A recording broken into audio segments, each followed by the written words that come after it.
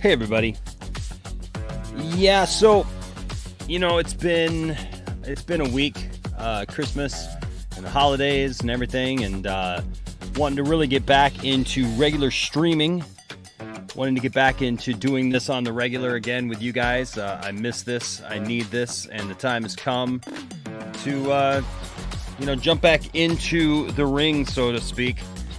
I was talking to somebody just today in a private message, and they said, I think the difference now that I have coming back into this after having spent quite a while just trying to figure out myself, figure out what I wanted, figure out what I wanted the channel to be, figuring out where I want the future of the channel to be. And I realized more and more, part of my problem was I cared too much about all the stuff that was going on. I cared too much about all the people that would either agree or disagree with me.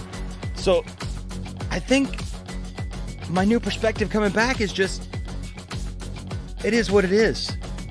You like it, you don't like it, that's fine. Still here, still gonna do the thing right here in the Poindexter Lounge. Tonight we're going to talk about something that has kind of gotten under my skin a little bit. I've been part of this Snyder Cut movement.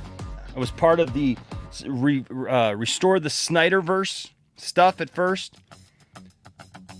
It just seems like it got to the point where there are people now doing things that are just hideous. They're horrendous.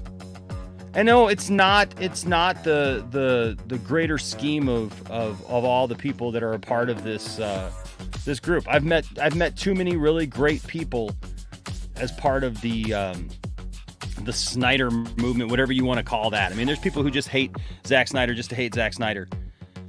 But we're going to jump into that a little bit. We're going to talk about obsession.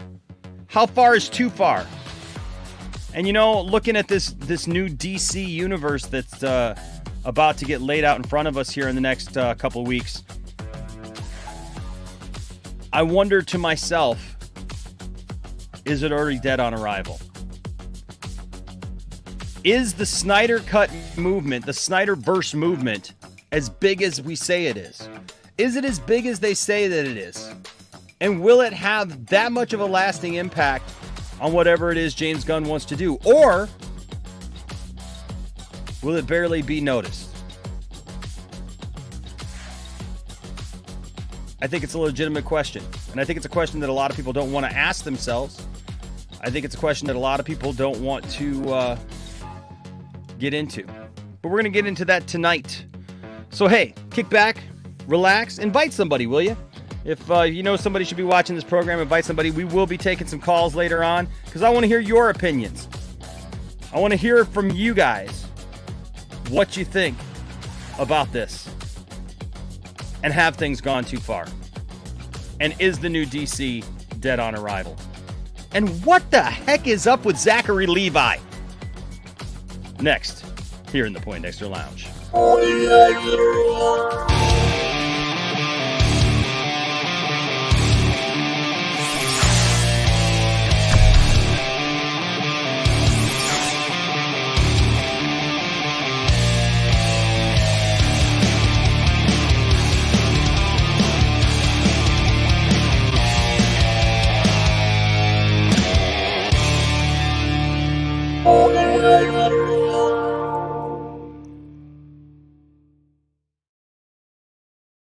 What's up, nerd family? Welcome once again to the Poindexter Lounge. My name is Enosh, aka Enosh Fett, and it is great to have you with me in the lounge tonight. Now look, if this is your first time to the lounge, well, welcome to the lounge. If this is your first time, just know that the Poindexter Lounge is a place for nerds. It's a place where you and me and all of us can get together and talk about the things that we love. Things like TV shows, movies, games, sci-fi, fantasy, comic books, superheroes, toys, and so much more. And if those are things that get you excited, then you done found the right place. So why don't you kick back, relax, hit that subscribe button, hit that that notification bell, because you got to hit the notification bell. If you don't hit the notification bell, YouTube acts like your subscription means nothing. I don't understand that. Like we have to have like a secondary subscription button to the subscription button. And I mean, to make it really known that you really, really want to know when somebody's doing stuff. I mean, I thought that would be the subscription thing, that if you subscribed, you would want to know when we're doing stuff, right? Or when that channel that you're subscribed to is doing stuff, but apparently not. That's not good enough. So make sure that you hit the buttons and do the things, and yeah, and we'll have a great conversation about it. Now, I want to preface everything that we say tonight. You may not agree with me. That is fine. That's what makes the lounge a great place, because you don't have to agree with me. And this is not me telling you what to think or how to be. This is simply us having a conversation. And there you go. Okay. So let's see. First of all, the first thing I want to say is I am very, very thankful for all of you out there. You guys are awesome. You're fantastic. And I want to, of course, thank everyone who supports the channel. You guys are awesome. I can't tell you guys enough how much I really do appreciate you guys.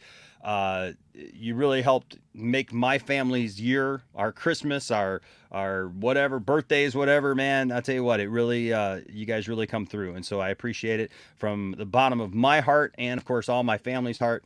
Thank you guys so much, for all that you do. I promise you. Also, thank you to everyone who gives super chats.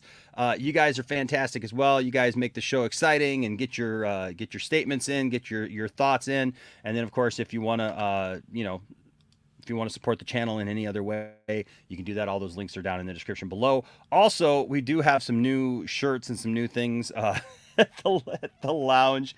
I forgot to send it actually to my computer, which is really funny. But I could probably just pull it up on my Twitter. But yeah, I caused a stir apparently with some of my new t-shirts and things, that there were people who were not happy.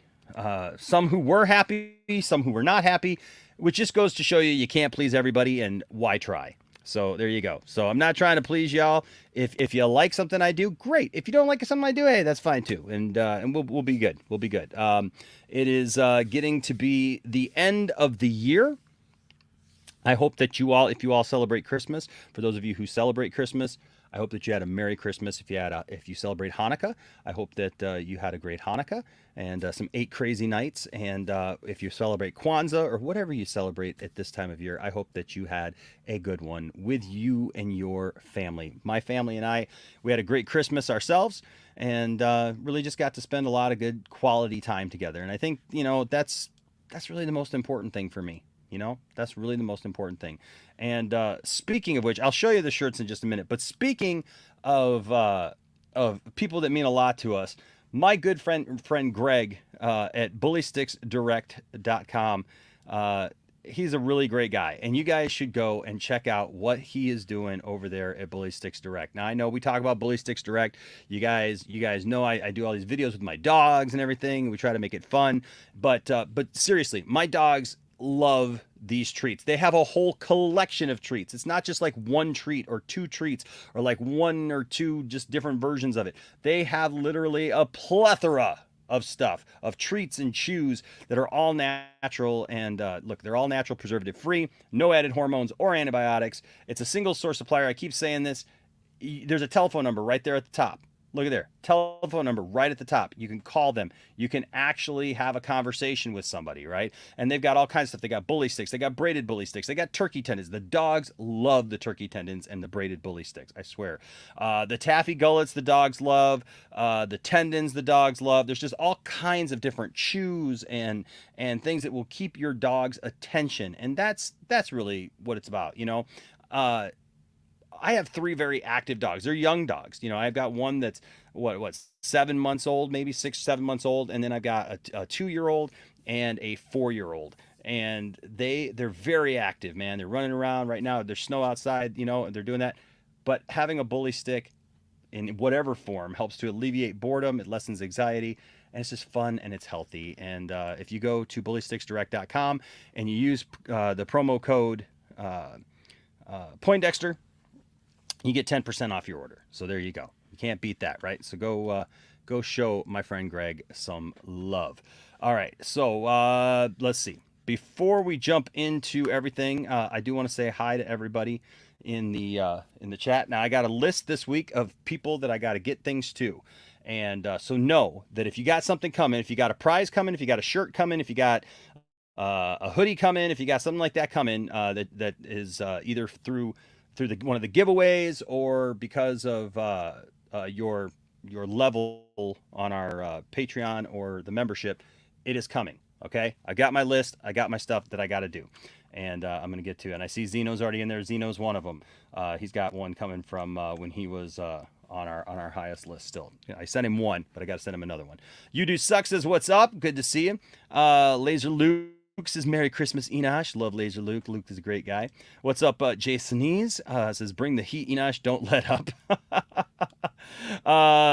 Patrick says I go to bed, leave Zachary Levi alone. Well, you know what? I think there's two ways to look at that. I like Zachary Levi. Don't get me wrong. I loved Shazam. I'm looking forward to Shazam too.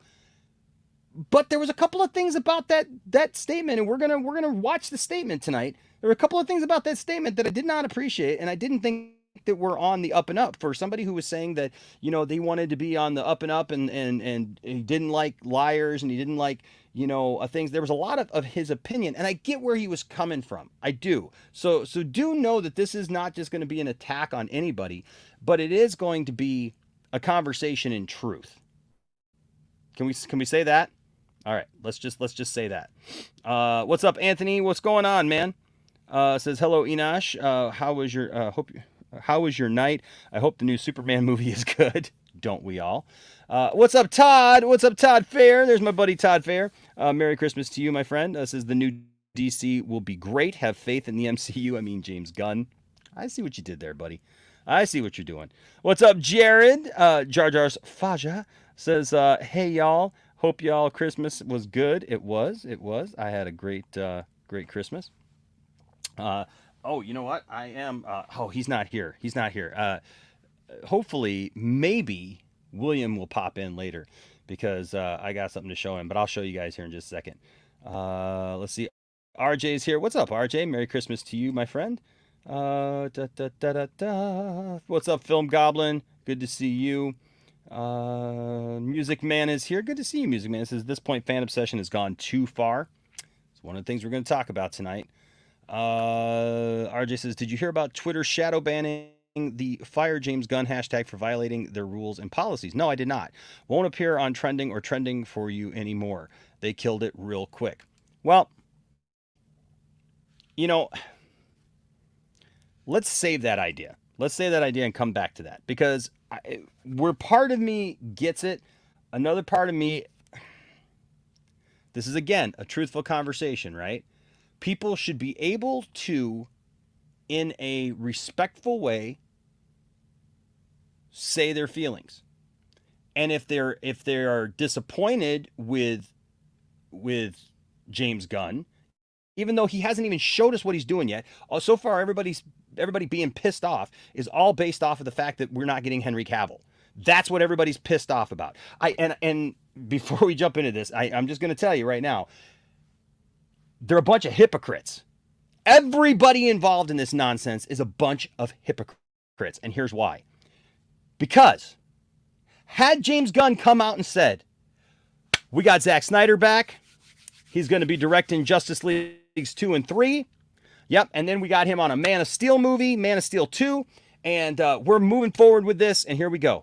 Not one person, none of them, would be bringing up this nonsense that they're bringing up now. Going to these great lengths, showing these things. I'm going to show a picture in just a few minutes that I saw that absolutely, this is what pushed me over the edge with this, because it's disgusting. It literally mocks in the face of all that we ever said the Snyder Cut movement was for all the good that it was for all the positive that it was for all the positive that it does. And I see images like this, and it makes me sick. It literally, honestly makes me sick to my stomach. My stomach was all in knots, thinking that I have associated with and been a part of a group of people But it was really never about those people. It was about a cause. It was about doing something that I felt was right and trying to bring about something that was right. And now I see that people have turned it into absolute just, I don't even know what. I mean, it's horrible. It's a mess.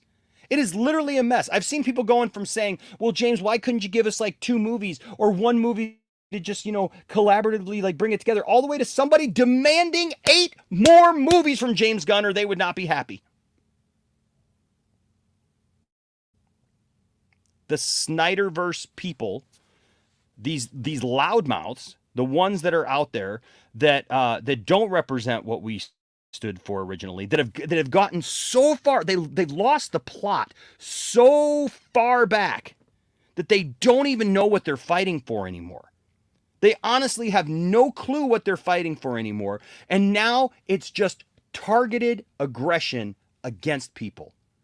And that was never supposed to be the point. Never.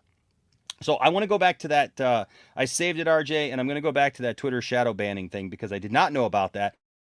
But I do think that people should be able to have the right to protest or to legitimately say what they feel. If they think somebody should be fired, that's fine. What I don't think that they should, so just getting rid of the hashtag, I don't think is right. I don't think getting rid of the hashtag is right. I think, though, that a lot of the other stuff that goes along with it should be removed.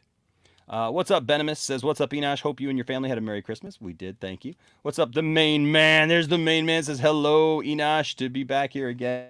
And yes, good to see you, man. I'm glad that you're back here again, my friend. Hey, Dork Knight. He says, I'm just waiting for the day Zach and James Gunn have coffee and release a picture together and just watch the fandom have a meltdown. Well, you know what's going to happen is David Ayer is going to have that picture, and then people are really going to lose their minds. What's up? What's up, Abel? Good to see you. What's up? What's up, Michelle? Good to see you. Got a different picture there. Got a different little name spin there. What's up, Darth Scipio? Says, hello, Enosh, Poindexter Lounge and chat. Hello to you, my friend. Yes, sir. Yes, a real Poindexter show. Yes, it's the real Poindexter Lounge, except no substitutions, except for when it's, William on the overnight show. Or Jimbo doing the video game thing. You can't see me? Oh, was that during my my intro? Yeah, that was meant to be that way, hon. Protest X says we need more Enosh takes. Well, I appreciate that, man. I do appreciate that. I'm glad that people. Sometimes I wonder. You know what I mean? Sometimes I wonder if people care about my takes on things. Because I felt like there for a long time, I was just kind of speaking into the wind. Everybody was taking their pound of flesh. If Enosh said something, we were going to like crush Enosh, under our foot by getting a group of people together to say that what Enosh says doesn't matter, or we don't like what Enosh says, or blah, blah, blah, or we're going to go off and get these people or these people or these people. And it's like, you know what? You can all get as many as you want because Enosh don't care. Enosh is going to do Enosh's show the way Enosh wants to do it if Enosh has to do it by himself. You understand how that works? See, the Poindexter Lounge did not come about because we just felt so much that like we had to just cave into everybody and everybody's thoughts on stuff. I have my opinion. Everyone is allowed to have opinion. Plenty of people have had differing opinions than me on this channel. It has never been an echo chamber at all.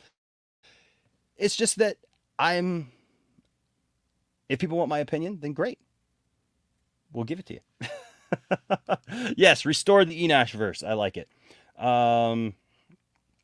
Music Man says, I don't think it is as big, but it's tainted the brand. That's a good point. Hey, Enosh is on, that dude Vince says. Yes. What's up, Sean? What's up, Sean Franklin? Let's see who else is here real quick. Hey, what's up, Chris? Says, what a great outlook, Enosh. I love it when you're in the zone like this, and I love you, bro. I love you, Chris. Like I said, you like the shirt? You like the G.I. Joe shirt? That was one of my Christmas presents from my lovely wife. Along with the fact that I am the old school WWF heavyweight champion of the world. Oh, yeah. Inside, outside. Doesn't matter. Right there. Enosh with the gold. Oh, yeah. All right. Let's see. Who else here, real quick? Yeah, I know you don't need 1,000, right? I mean, right? What's up, Ryan? Says hello, Enosh. I'm looking forward to seeing your stream, and I hope you have a great Christmas holidays. I thank you. I did. Hope you do too. I personally have no problem with Zachary.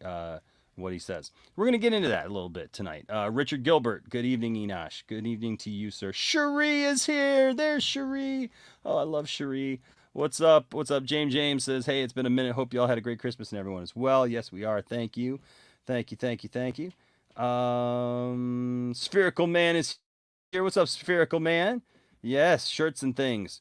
Michael K says, finally caught stream in time. Hi. Oh, I think it's supposed to say hi, Enosh. Okay. Thank you, thank you, thank you. What's up, Saggy? Hey, Saggy, if you want a link, you know what? Shoot me. I thought I sent you one, but if I didn't and you want to pop on with me, hun. A couple more here, and then we'll get started. I got a couple people in the back, and we will get started. What's up, Levon? Says right now there's a fan obsession of wanting James Gunn to be gone. Yes, there is. There is. And I get it to a point. Like, and I want to make clear, I don't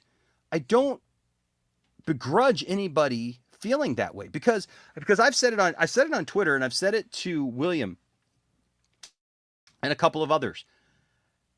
I get it, right? I'm just as frustrated about the whole Henry Cavill thing. I am pissed off that Henry Cavill won't be reprising Superman. I'm pissed off because I don't want to see a young Superman. I'm scared to death that they're going to make him a bumbling, nerdy idiot, because I've already watched people on Twitter going, well, the problem is they don't have Clark Kent being the nerdy guy that he's supposed to be. He's not supposed to be that. He was never that. That was literally created just for the Donner films. That's it. You don't see that anywhere else. Back in the 50s with George Reeves. You know, George Reeves with his Clark Kent was together. He was a news reporter guy. Okay? Because back then that meant something, and you were a man's man. He was not a wimpy, soft guy.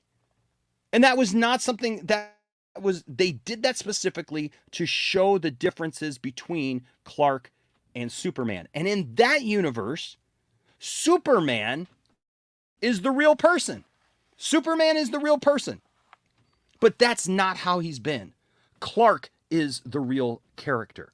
And I'm sorry if you don't like that. I'm sorry if you don't agree with me. You don't have to agree with me. But I'm sorry, I take my own counsel on what I think, and I'm going to say it.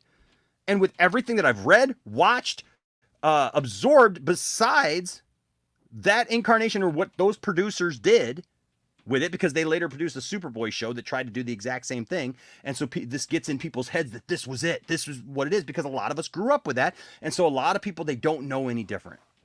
Right? And so, you know, I don't begrudge anybody wanting him to be gone, because I'm torn. I am so torn between wanting to say, no, I'm not happy with this, but at the same time going, well, I'm a DC fan, so yeah, I'm going to check it out. And I'm sorry, but if you're calling for, well, I'm going to watch it, you know, illegally, but I'm not going to, you know, spend money on it. Well, then you know what? You're a hypocrite. If you're going to watch it, watch it. You know, don't pansy out on everybody and be like, oh, I'm not going to watch it. I'm not going to watch it. Oh, but I'll watch it for free. Oh, you know what? Shut up. That's dumb. That's dumb. If you really got a beef and you're like, no, I don't want this, and I'm going to stand behind this, and I'm not going to watch it, then don't watch it. Really show that you don't care. That's it. That's it. Can you rank the Shazam movies out of 10? You mean, I don't know what you mean by that. Cinematic says, I don't like the toxic part of the Snyder fans, and that's what killed us as a movement, and it's a downfall. Yep. In a lot of ways, man. What's up, Jared from Comics League? What's up, Jared? Says, what's up, Enosh? Let's hope Gunn can unite fans. That's my question tonight for all of you. And we're going to get to that, and I'm going to open up the phone line, or the call lines later, because I want to know from you, is the new DC dead on arrival? Is it dead on arrival? And no, you do suck. I don't hate Zachary Levi. I'm going to show the video, and we'll get into that in just a second. What's up, Sith Holocron? Good to see you. What's up, Keely Chow? Good to see you, my friend. Let's see. I have seen Project Justice League Ultimate Cut, and I will say this: that's how you do it. That is how you show your appreciation for something. Go watch Project Justice League. Go support something like that. But the people out there, no, they can't support that, right? They can't support something that's good for the fandom and something positive for the fandom. No, they don't want to do that.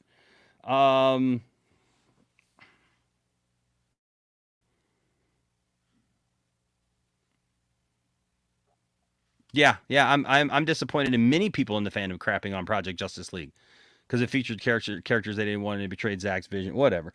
Yeah, you know what? Those guys did a great job. Those guys were there. There is no way that you can even try to convince me that everyone who was associated with that project did not put love and care into it. That they are Snyder fans through and through. That they love the source material, and that's just it. That's just it. So, and I don't give anybody else even a second thought on that. What's up, Sean C? Says, how y'all doing tonight? Hope everyone who celebrated had a great Christmas. Post-Christmas depression hits hard. You know what? There's always something that happens in my house for some reason. And that is a vehicle goes down. Today, vehicle went down. We got to replace a couple of sensors in Tiffany's car. Just is what happens. Sean Franklin, my dogs are named Wookie, Harley Quinn, and Marty McFly. Yep. Okay. I think we got everybody going. Of course, we will get to all of your comments as we go along, and any super chats that you guys have, we will bring up with everybody who's in here. What's up, Mladen? Good to see you, Mladen. Always good to see Mladen in here. Always good to see you guys in here. Always good to see all of you guys. You're back. You're back now. Okay. Did you send me a thing? Did you want? I think. Okay. So I got a couple people I think sent me a couple things. But yeah, Saggy, if you want to join in, you're welcome to join in because tonight I'm gonna be saying some things and doing some stuff. Yes, I have seen the Elvis biopic. The Elvis biopic was actually really, really good. Really good. Gary B says, no, it is not dead on arrival. You Snyder. Gary, have you listened to a word that I said? I'm asking the question. Gary, you need to go back and listen, man. I you know what? I don't know what to tell you, man. You missed too much if that's where you're coming in this. No, it's not dead on arrival. You Snyder cult fans. And you know what? Screw anybody who wants to just lump us all in together because I am nothing like these morons out here who are doing this stuff. Nothing. So there you go. Yeah, go support Rebel Moon. I will support Rebel Moon because it actually looks really good. Real DC fans will be eating good with James Gunn. That's the question, though. That's the question that has to be asked. Because I'm definitely willing to give it a chance. My question is, though, is the Snyderverse people, is the Snyderverse group the mega force to be reckoned with that they say they are? That is the question. All right. But tonight, I got a couple of guys joining with me so far, and that is, of course, DL. What's up, DL? What is up, Enosh? Glad to be back in the lounge. Yeah, man. It's good to see you, man. How you been? I've been all right. It's been a very cold Christmas Eve, but I mean, we both know we're both in Michigan, so yes, yeah, we know how it is. But like, it's been especially cold this past Christmas. Goodness gracious! But dude, I had to go pick up my son, man, down in near Pontiac, right there where M59 and 75 meet. Yeah, you know, and so man, we had to go down there Christmas Eve. That storm, dude. And halfway down, my car started acting weird. And I was like, oh, heck no. Oh, yeah, my car just started working. I was supposed to go to work Christmas Eve, but, like, yeah, it wouldn't start. So I was like, oh, well, I guess I'm staying home today. It's a sign. It's a sign. I'm not supposed to go to work. Sorry. Sorry. Well, it's good to see you, man. Good to see you, DL. Also here tonight, we got Prime, the Godfather, looking all smooth and suave there in his picture. What's going on, Prime? What's good, Enosh? How you doing? I'm doing good, man. I'm doing good. I'm eating good, man. I'm happy. I'm happy. And it's amazing to me all the people that aren't happy. That's gonna be the norm for a while. I know. I know. We gotta get used to for a minute. I know. And Yeah, it's it's gonna just be the norm. it's very unfortunate, and what's unfortunate is the internet is the internet, right? And Right. and so it doesn't matter what you say. Like if you said anything positive about the Snyder cut or anything now, all of a sudden you're a Snyder cultist. You're lumped in with all these, other people who are doing some pretty nasty things. And like I said, it's not everybody. It's not everybody. I have plenty of friends, man, that I have met through this movement, through wanting to support Zach, in his movie and AFSP and all those things. There's been plenty of us that are just good people, but then I start to get a little concerned when I see private groups like on Facebook that I've been a part of, man, that like in the past were just like, hey, we want this movie and hey, let's support AFSP. And now I'm seeing things that really concern me. And I'm just going to share, I'm going to start off before we go to the Zachary Levi thing. This is the image, folks, that this did it for me.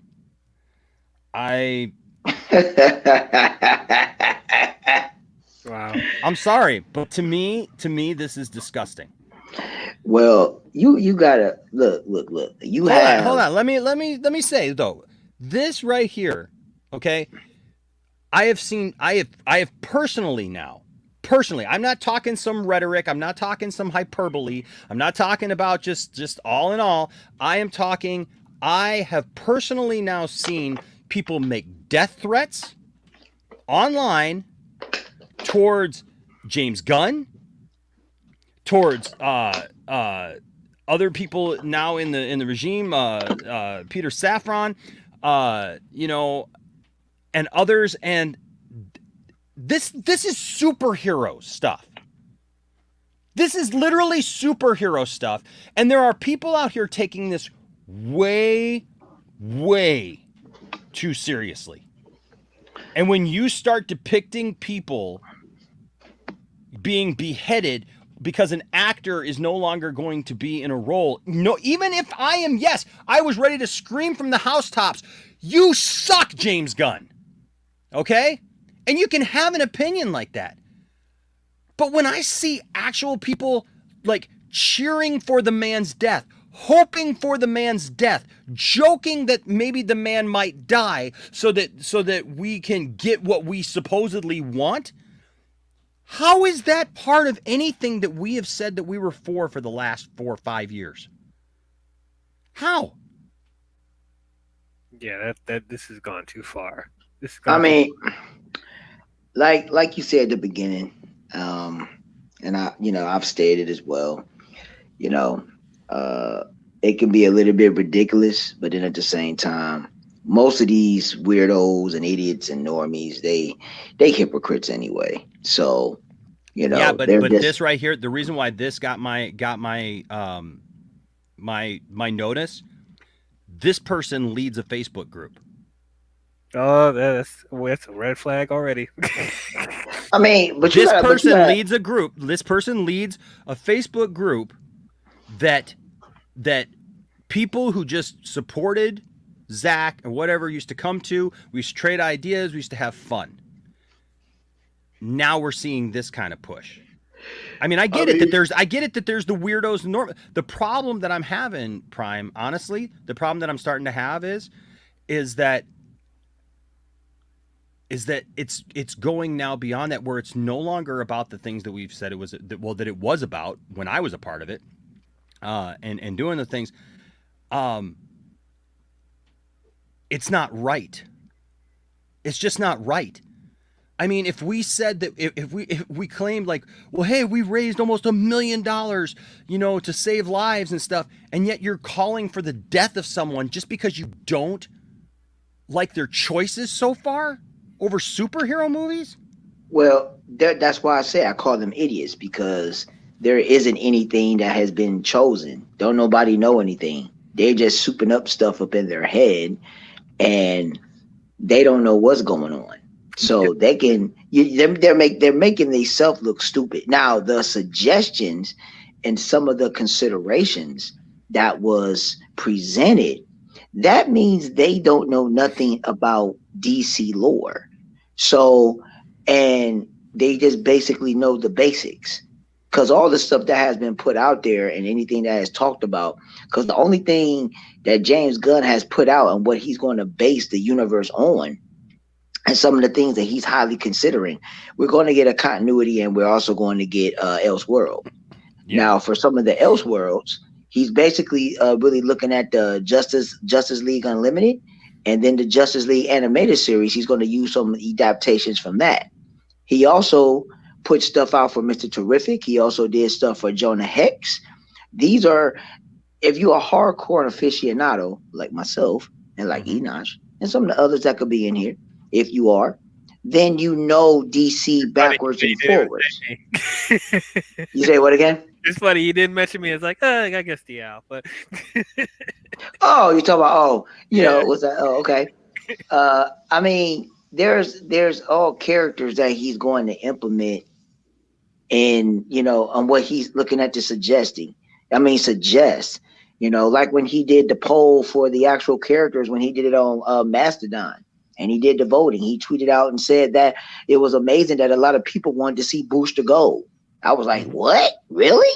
But I get it, So you have to take it. He's taking a lot of suggestions. Sure. And at this point, don't nobody know what's going to happen, man. The only thing that you know is that he's writing a Superman film. Yep. That's it. We haven't even heard the slate yet. I know. We haven't heard anything. And right now, he's putting it out there in the news. Everybody's speculating what their news are. I will say this. I don't pay attention to the Snyder cult, because that's what they are. I get it.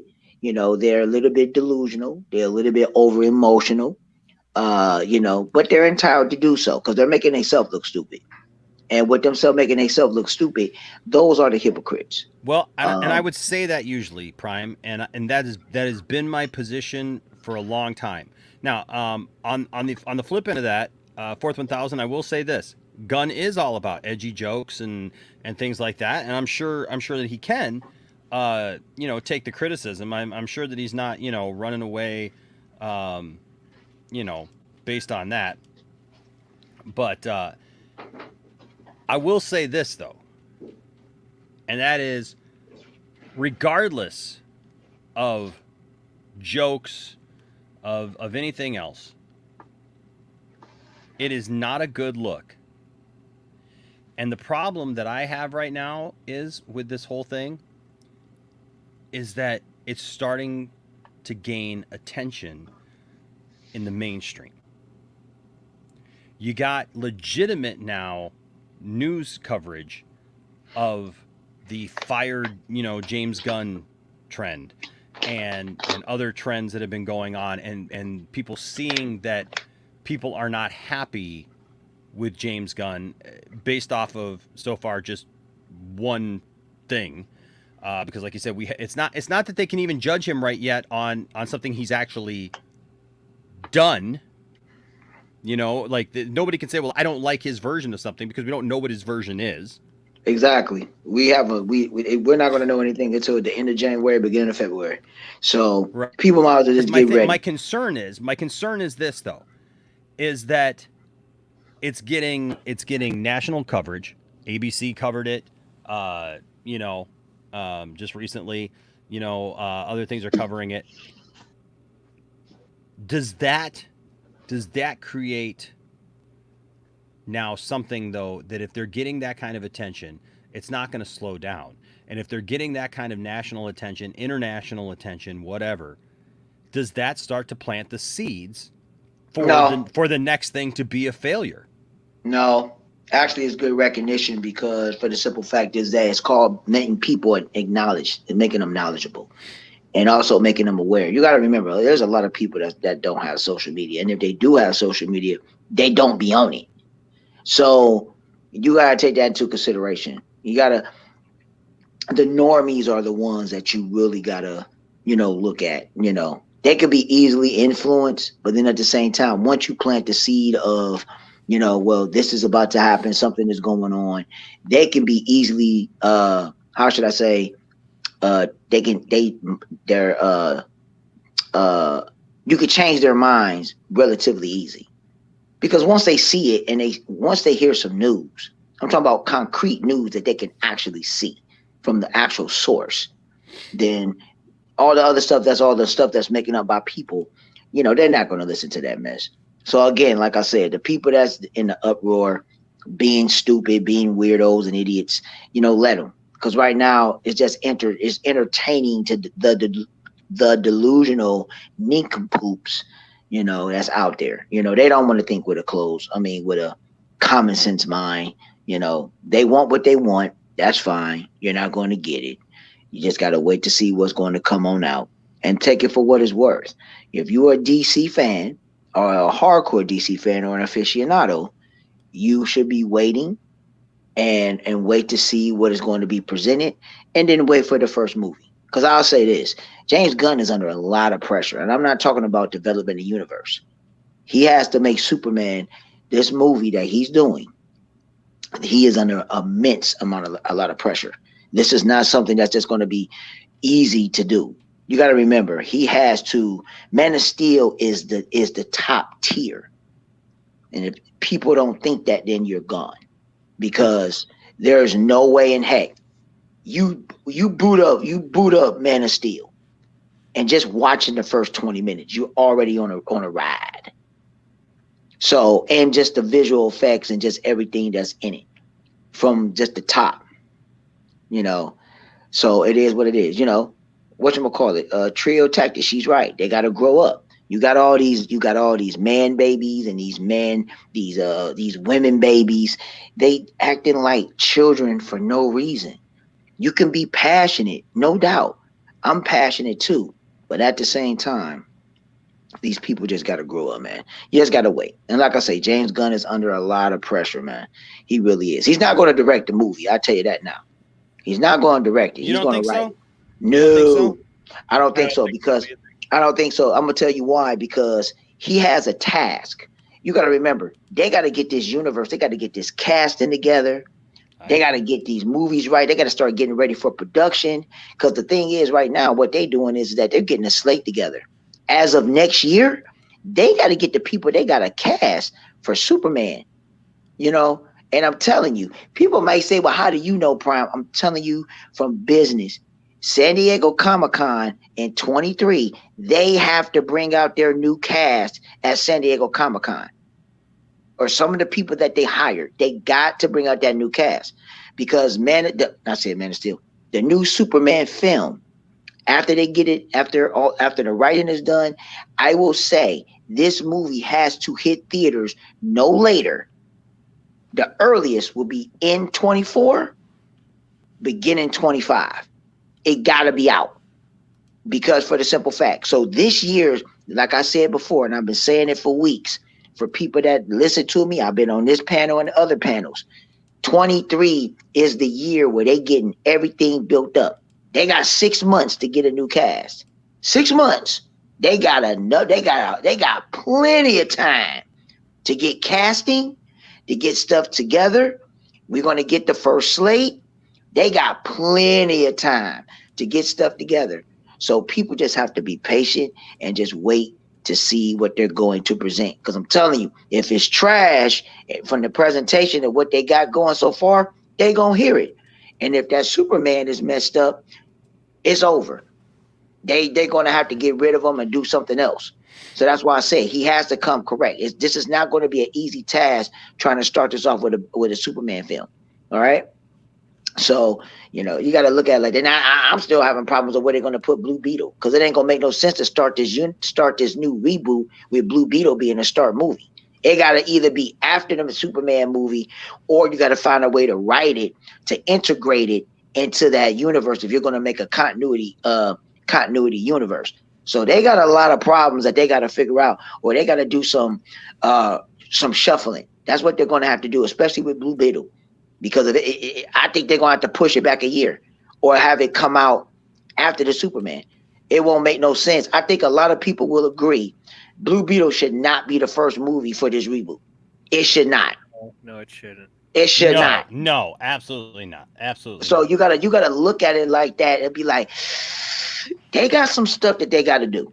Go ahead, Enosh, because I know you want to say something. Real quick, and then I'm going to go to DL because I want DL's thoughts on that. Fourth 1,000 here with a $20 super chat. Thank you, Fourth 1,000. You're awesome. Says, I'm sorry, hardcore DC fan does not mean can't wait to gobble the next thing the studios may discontinue.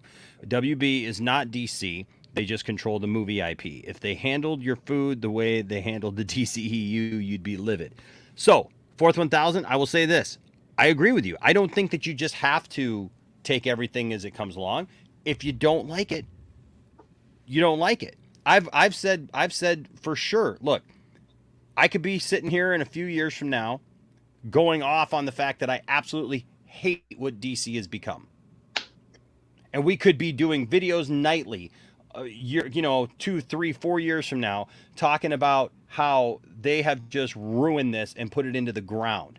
And if they do that, I'm going to be very upset because we're not going to get chance after chance after chance to get it right. Okay? This is pretty much it for the next, I would say, foreseeable future. That if they don't get this right, if James Gunn does not get this right, there's going to be a whole mess because they're not going to have a chance to go back and say, "Oh, we want to redo it again." Okay, so I agree with you, Fourth 1,000. I don't think that you should have to gobble up everything, and I don't think that that's what being a DC fan means. And I know that there are a bunch of DC people out there, and let's be honest. A lot of the people that I see, and I'm going to be honest because in just a minute I'm going to show a video of Zachary Levi, and we're going to talk about that because I think that the other side also needs to just stay their course, do what they're going to do. Don't get into fights with people. No matter how much you think it's going to try to solve something, you're not solving anything.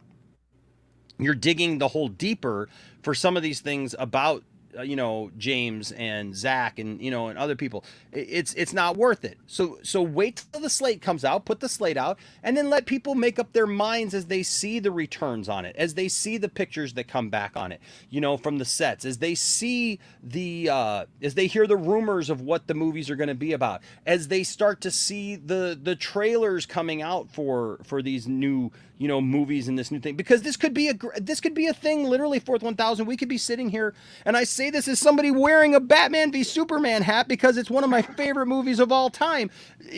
Everybody else be damned. I don't care. Here's the thing. It could be that we're sitting here 3-4 years from now as DC fans going, we were scared of a lot of nothing. Fair? Yep. Fair?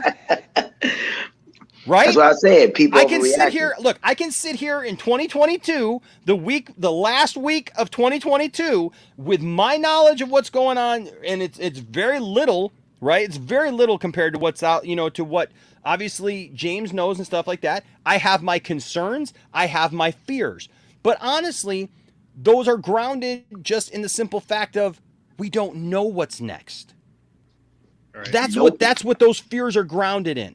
Okay? People look at Peacemaker and they're like, well, I don't want poop and fart and dick jokes in my Superman. Neither do I. That's why I have to right now, because you have no other recourse. All of the tweeting in the world is not going to get James Gunn fired at this point. I literally saw people posting stuff about how, they're brought in Deborah Snyder for an emergency meeting this week, whatever, and it could be that they're getting rid of. I mean, did you see that? No. Yeah, that was stupid, man. And I was telling people, I was like, if y'all believe in this shit, y'all are stupid. Deborah Snyder is with her husband at Netflix. With the Stone Quarry. They are fine. So that's what I'm saying. We have got to bring listen, if DC fans are ever going to come back together, and this is why I asked the question, honestly, whether or not this new movie franchise can move forward, is because if people are so set against something, if people were so set against Black Adam and The Rock, that even with Henry Cavill in the movie, people were saying that Henry Cavill was a traitor to Zack Snyder, so they weren't going to go see that movie. Now, I don't know if that movie's box office directly affected whether or not we saw Henry Cavill again. I don't know. Okay, I've got my own thoughts about it, but I do know this. I do know that it doesn't help. It doesn't help when everybody goes into boycott mode before they even know what's going on. You talking about Black Adam? Yeah, it doesn't help anybody. It doesn't help. Snyder's not involved with it. Yeah, well, yeah, that's what they said, because Snyder wasn't involved in it. They weren't going to go support it, regardless if it had Henry Cavill in it, and that it was a slap in the face that he was only in it for the time that he was in it, even though it was meant to be a cameo and hoping for more down the road. And look, I agree now at this point that I feel like The Rock pretty much just used Henry to try to even bump up his own movie. But the reality is that at least with that, there was a hope that in the future we would get more of Henry Cavill. There was a hope attached to it, right? Regardless of what the hope was based on, if it was based on The Rock's own ego or wanting to make more money or whatever, it was based on the fact that Henry Cavill was Superman, and I could accept that. But people were already pissed off because God forbid Henry Cavill say something that literally Henry Cavill said in an interview just a few years ago, that he wanted to see the bright, hopeful Superman. There is nothing wrong with the bright, hopeful Superman. There are still people pissed off acting like the fact that they were going to use the blue and yellow and red suit again, that somehow that was attacking Zack Snyder, that was attacking the fandom, and that they were never going to support something with him in the blue suit. And if you're saying that, you don't know, one, you don't know comics, you don't know the point of the black suit, and you don't even know Zack Snyder, because even Zack Snyder was going to put him back in the blue suit. And he filmed him in the what are you fighting over? First two movies. That's my question. What do you think you're fighting for? I mean, is it at this point now where people who have followed this thing through and wanted the Snyder Cut and now all these things for so long, that we fought for so long, that it's like we just had to have one more fight. Everything's one more fight. We're gonna fight our next opponent. It's like we're WWE style, right? WWE style. I won the title, but now I got to go to the next contender. We got the movie, but that wasn't good enough. We got to go after somebody else too. Like, it's just, I'm sorry, it's getting on my last nerve, because there's a lot of people that I don't want to associate with anymore, that I used to be happy to be on a stream with or talk with, but I can't stand even to listen to them talk, because it literally pangs me. It makes me feel bad as a fan to deal with some of these things. No, you don't have to go see the movie. No, you don't have to. Warner Brothers, they control the IP right now. You're absolutely right. And I don't like the way that they've handled stuff. And I definitely think that James Gunn did not break the news of what he needed to say in the best way. I don't think that he put it the best way. Okay? That's fair. Still, yeah, I can't change anything right now with that. And so I'm going to be who I am. Have my opinion for what I have. Now, speaking of opinions, here's Saggy. Saggy coming in just as there are 69 people watching. I was oppressed in the back. The white man kept me down. Ooh. Oh, God. Saggy's very quiet. Here what? we go. Ah! Is anybody there? I feel bullied. I can't hear you guys. Are you being serious? Can't hear us? No, I don't know. I can hear. Is he trolling us? Can y'all hear me? I can hear you, yes. Is he trolling? I don't know. Oh, I think he legit can't hear us. What, did his speech just mess up his entire... Okay, now it's DL. Yeah, we went out. He'll be back. He'll be back. I have taken over the point next to lounge for a split second. Yeah, but what was he saying? But yeah, people, y'all just have to just wait for all this stuff to, come into fruition, man. Because everybody, it's fun right now. But all I can say is that pertaining to, You know, again, like I say with this Superman, James Gunn has a lot of pressure. You know, because somebody said it didn't matter how the movies were slated. Oh, it matters because you do not want to start this universe off with Blue Beetle. And You that's don't. assuming if Blue Beetle doesn't have any references to the old DCEU. Right. That's what I'm saying. But they have time to redirect it. That's what I'm saying. It's plenty of time for them to redirect Blue Beetle.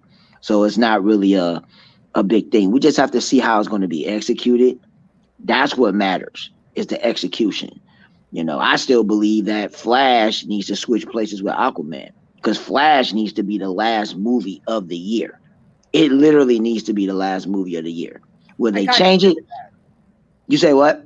I do agree with that. I do think Yeah, that they I think have to add with the Flash to reboot everything. I agree with 100% with Prime on that one. Yeah, they should do that. The only problem is that they're not going to do it, and that's going to create a problem because they've already invested all the money for the Super Bowl when they promote it in February. And I'm like, okay, and people don't know this. Yeah, Enosh. Sorry. Can he still not hear us? Enosh, you smell. You smell really bad. No, you have hey, diarrhea I can hear thoughts. you now. I can hear you Oh, now. Okay. great. Okay. Sorry. No, I don't know what the heck that was. I had to restart my audio. But here's the thing. Film Goblin. You can come in later and when I put up the link for people to be able to call in, but I'm going to tell you this. This is not mature. This is not maturity speaking because we are not what people do to us. If we're mature, we don't act that way.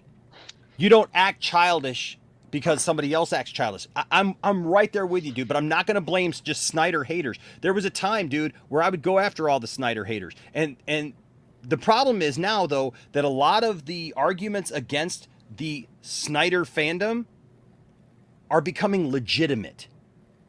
Back in the day, when people were saying things and attacking Snyder fans just for being Snyder fans or just because you wanted the movie and just because you supported Zach, right, and all those things, that was rubbish. That was garbage. Okay? Back then when they were saying it was a cult, no, that was garbage. What it has become today, over the last few months, over the last year since the movie came out, that is a horrible response to everything else. And I get it, man. I get it. You know, because later he says it was, you know, it's like a reflect, or was it the Snyder fandom don't want to give Snyder haters the upper hand to give them more ammunition to hate on Snyder. Here's the thing, dude.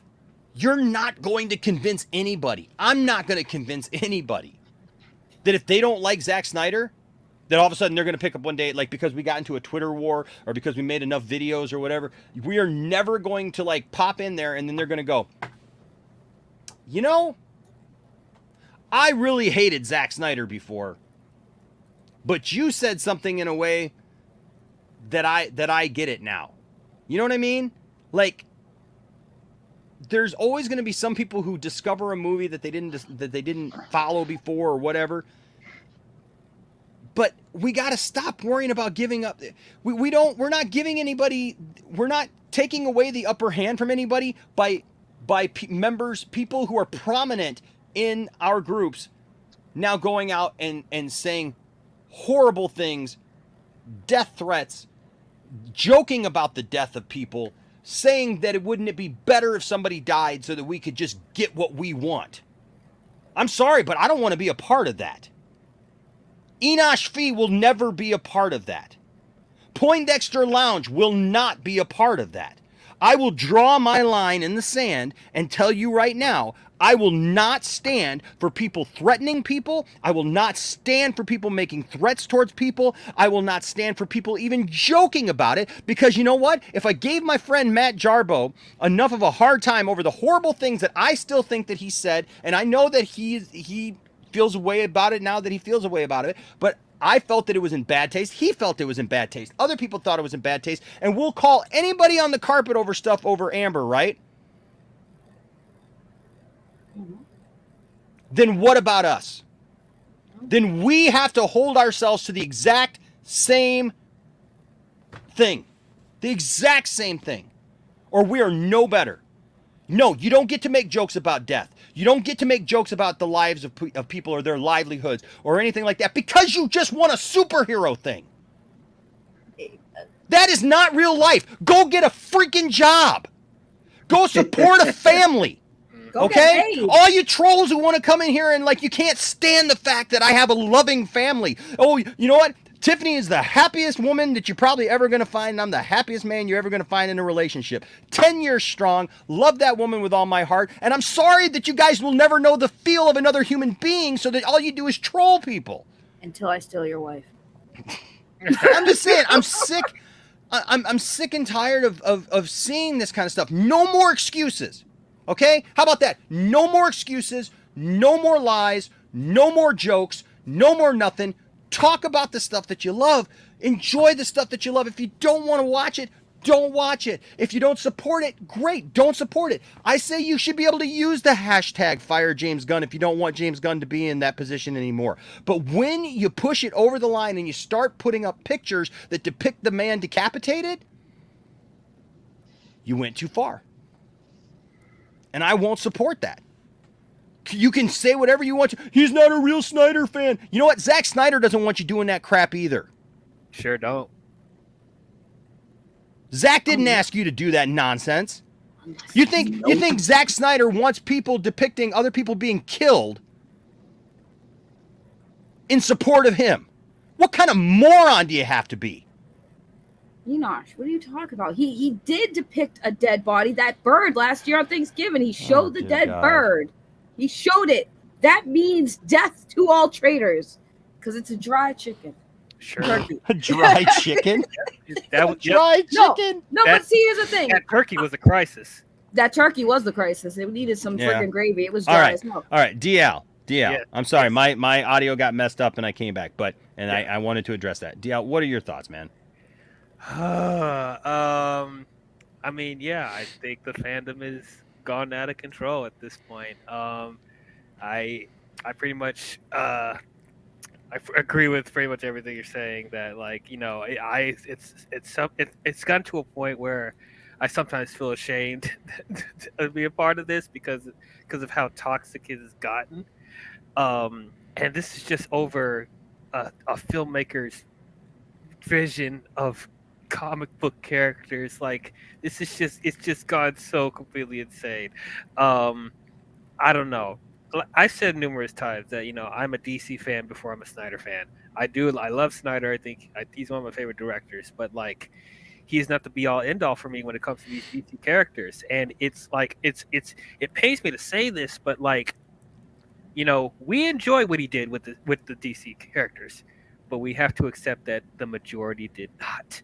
It wasn't working for everyone, you know. And even when they tried to do their own thing after Snyder, still didn't work.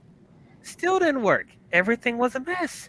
So I'm at the point where I'm like, you know, they're putting it in the hands of James Gunn, who understands comic books, who I think has an understanding of these characters, you know, is a really good storyteller.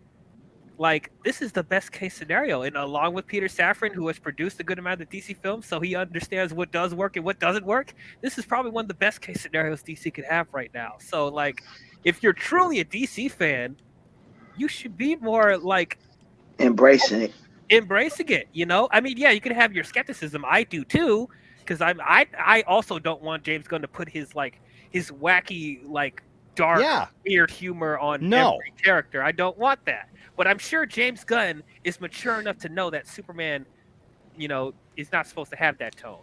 And if he's not, DL, we're gonna call him on it. Oh, we'll be the first. Oh, trust me, if he mess up that movie, man, he's going to get destroyed. Yeah, I'll tell you. I'll be on the front lines. Right. Well, here's the thing. I've been saying this for a long time. A lot of people have been saying for a long time. All us anti-Snyder people, which, by the way, I'm excited for Rebel Moon, and I like Zack Snyder, and I love the Snyder cut. So miss me with all that. But let's be real. We have already talked about what this is about, why this is happening. And I will remind everyone why this is happening. It's for multiple reasons, but number one, the attention it brought to a lot of individuals. A lot of people, especially content creators, grew from this. Sure. they're milking this until it's the well's dry, and they are continuously milking it. Two, a lot of people found a community, found a group of people that supported what they supported. They fought together. It's like brothers at arms. It's like they went to war. And now that the war is over, all they have is that war. That war has never left them. That battle has never left them. So they have to keep fighting because they feel like they belong. They don't want to feel like they don't belong. So they're going to keep the fight going. And that's what it's about. It's not about DC. And it's not about Zach. It's about clout. It's about the attention. It's about keeping the community that they found going. And it's like, you can still keep that same energy. Right. If you support DC, you guys should all just keep that energy going and support that. If you support Zack Snyder, keep that same energy, support what Zack Snyder's doing now. But instead, it became about, well, we just want this. We got it once, we can do it again. No, that's not how this industry operates. It's not going to ever operate based on what fandoms want it to be. Well, and even so, Saggy, listen, if people protest in the right way and they look like they're negotiable, you know what I mean? Mm-hmm. Like if we voice our displeasure about something, okay? Like Fourth and Thousand here brings up an excellent point, and this has been one of my points too. I feel that what they should have done is bring about a fitting ending to those characters then. Right? I think that could have been done easily. One movie.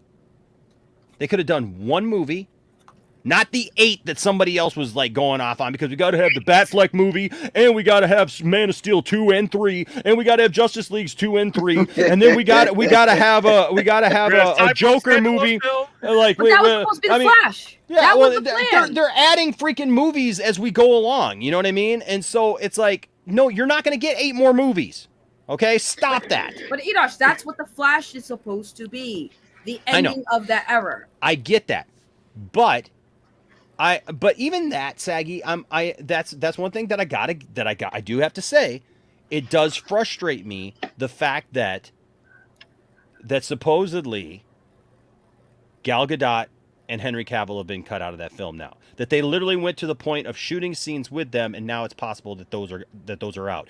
If you're gonna have a true send off to it, send off the whole universe.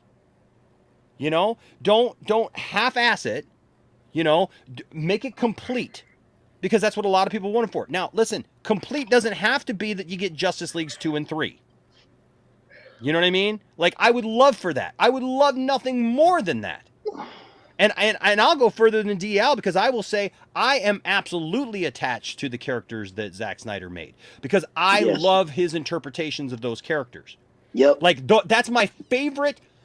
They are my all-time favorite representations of Superman and Batman and all those things. And to answer something that RJ said earlier, you know, RJ was saying, well, they'll accept a new Superman just as well as they will a new Batman. No, they won't. Nope. No, they won't, dude. We've already been down that route before. I know that you're younger than us, dude, but I'm just telling you right now, no, they won't. No. Superman is such a highly... The problem is we've seen all kinds of different Batman. Okay? We've seen campy Batman. We've seen dark Batman. We've seen really dark Batman. We've seen realistic Batman. We've seen realistic... Yeah, we've seen Batman with nipples and credit cards and nonsense, okay? So we've seen the gambit of Batman. So when somebody sees a new Batman, if it's decent, people go, yeah, that's Batman. Right? The Batman did okay. I'm sorry, but I know there's people who love the Batman, and that's fine if you love it, but it is not the end-all, be-all, greatest Batman movie ever made. No, it's not. It's just not. It's a good movie, but it ain't. It's a decent it's not movie. The best Batman one. No, it's not. But here's the thing. Even by a long shot. But here's the thing with Superman, the problem that I'm seeing, and that's why I'm asking the question, like, is this dead on arrival? Because the problem is DC fans cannot make up their mind. Because as much as we have Snyder fans saying that, no, I'm not going to accept anything on there, unfortunately, you have people on the other side that are just as bad saying the exact same thing. Well, I'm not going to support anything else on the other side of it either. Right? So it's either they want cheesy Superman that goes back to the 80s, which they didn't support and come out to and support in Superman Returns. Right? They didn't do it then. We've already tried this. We already tried this. Ooh, man. Right? We Because talking about that. Brandon Routh was supposed to be the Superman there for a while to match up with Christian Bale's Batman. That's what it was supposed to be. And Brandon Routh was a good Superman. The movie was bad. He was a good Superman, just the movie. Oh my God. I feel that don't he wanna go there. aged into it, Prime, because when I met him and talked to him about this, and I talked to him for quite a while about this, I don't think that at the time that he portrayed Superman, he was ready yet. By the time we saw him in Crisis, he was ready as an actor, as a person, you know, as a man. You know what I mean? Okay, I get you. You know, like he was not quite ready when they actually just gave him the role. You know, somebody saw something in him, obviously, but I don't think that he was ready for it yet. You know, plus that movie was all over the place. It sure was. You know, let's just be honest. But Fourth 1000, you bring up a great point because I'm there with you. I would love to see the Ayer cut. I think that that's something that should be seen. You know, and I can understand what you're saying. If Gunn started off the DCEU in 2016 and they canceled it to just finish the story, I can appreciate that, man.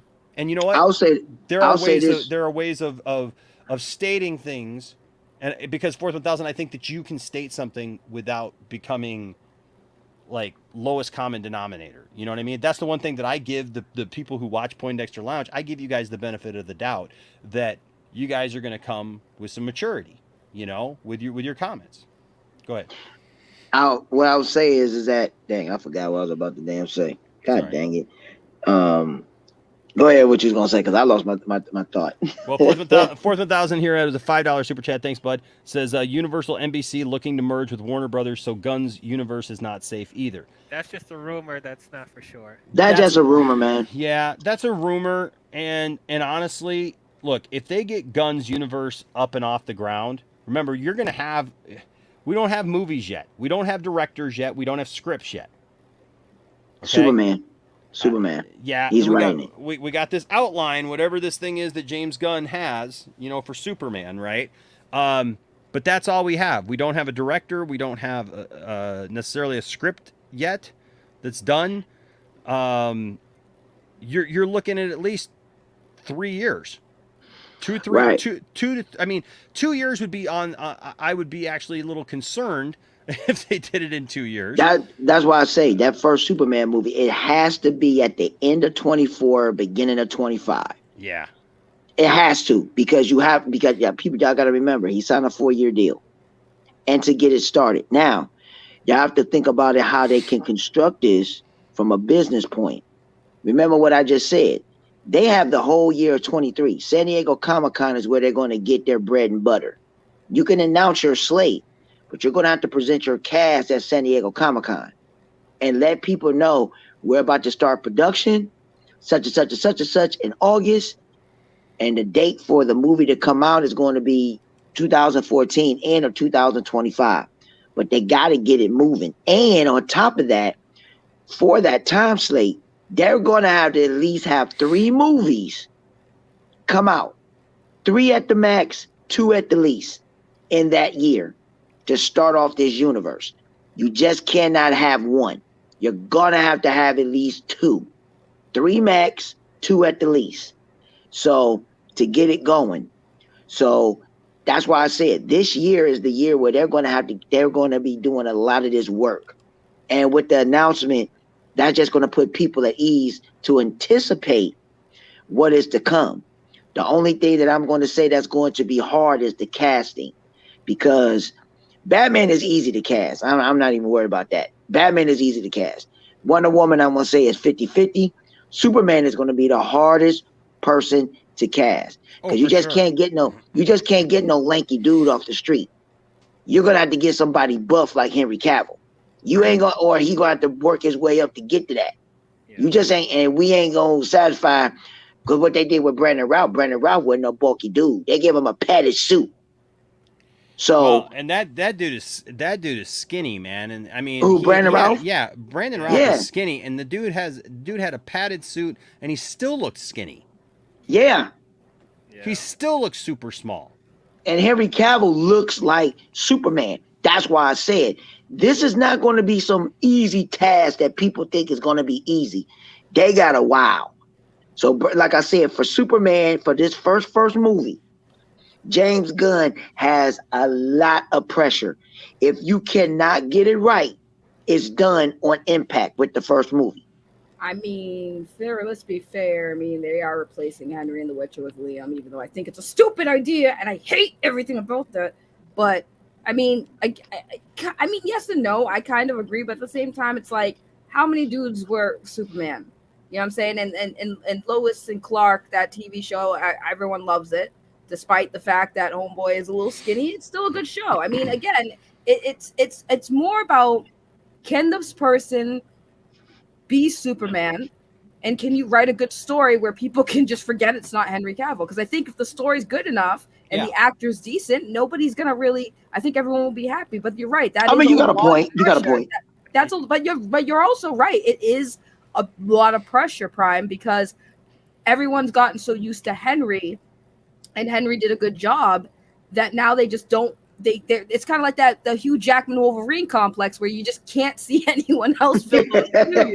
So, Prime, you're right. It's gonna be hard, but I mean, if James Gunn can nail it with a killer ass story, I think it'll be okay. But that's the big deal: is can he make a story where the fans can forget that it's not Henry, and that's where the challenge comes in. So Prime, I do agree with you on that as well. Like, yeah, it's gonna be hard for him to really sell it to the fans.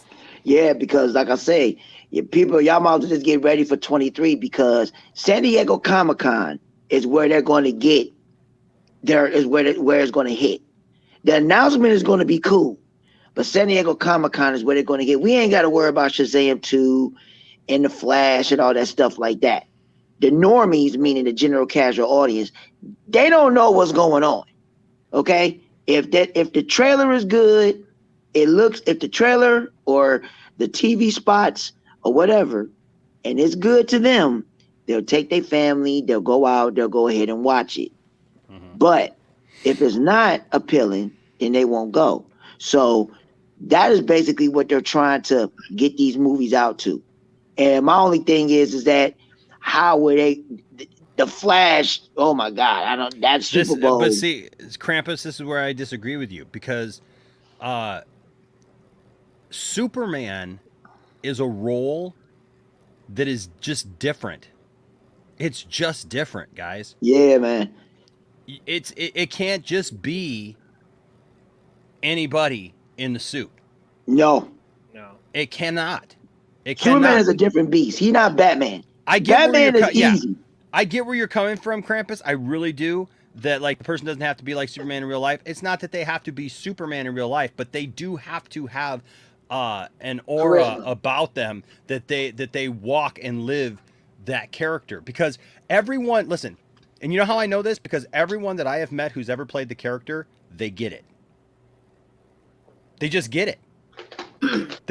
I was this close to having dinner with Henry Cavill once. It didn't happen during the Batman v Superman thing, but I was that close. But I've met Dean Cain. You may not like his politics, but he gets it.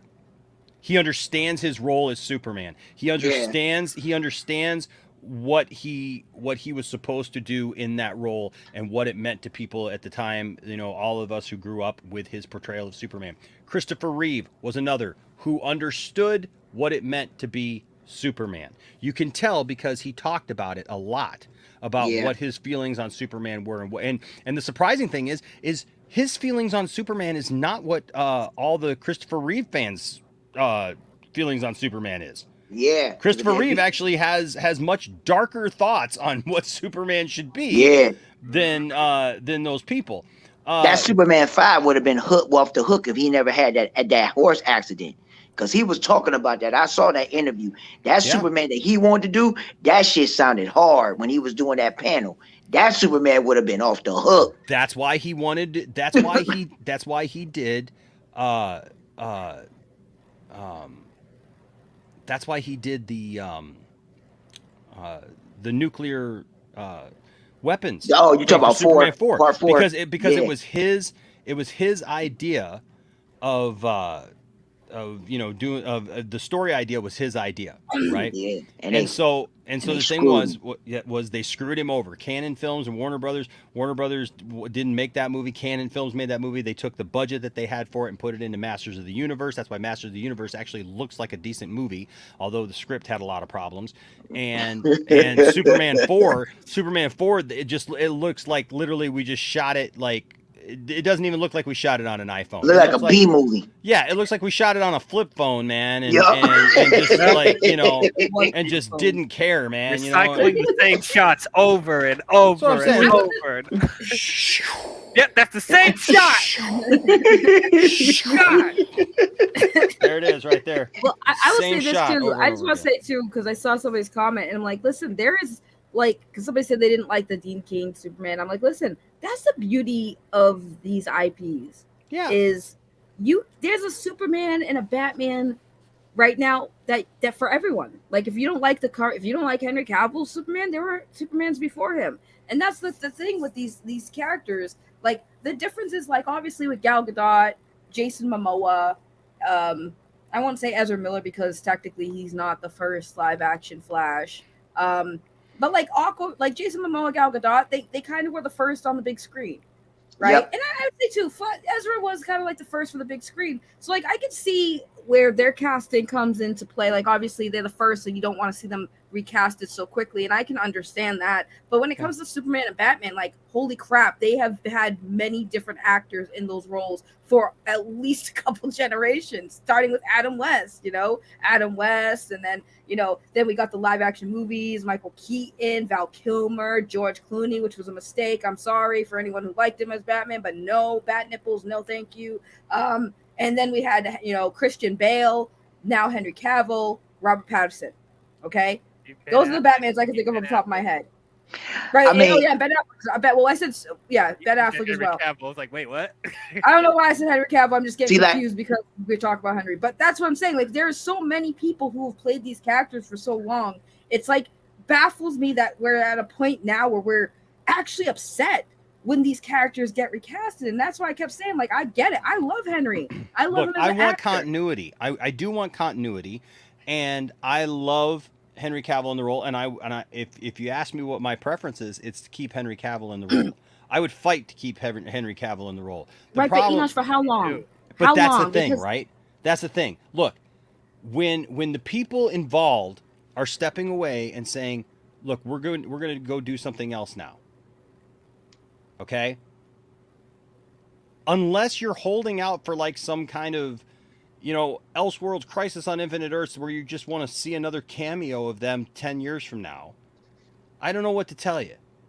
Yeah, haven't had a solo Superman movie since 2013. Right. You're not going to turn the tide now at this point and get rid of James Gunn. It's just not going to happen. All this nonsense about Deborah Snyder's rushing out to LA for a secret meeting and all this nonsense that I've seen this last week or so. Funny, bro. It's just dumb. It's just dumb. Right?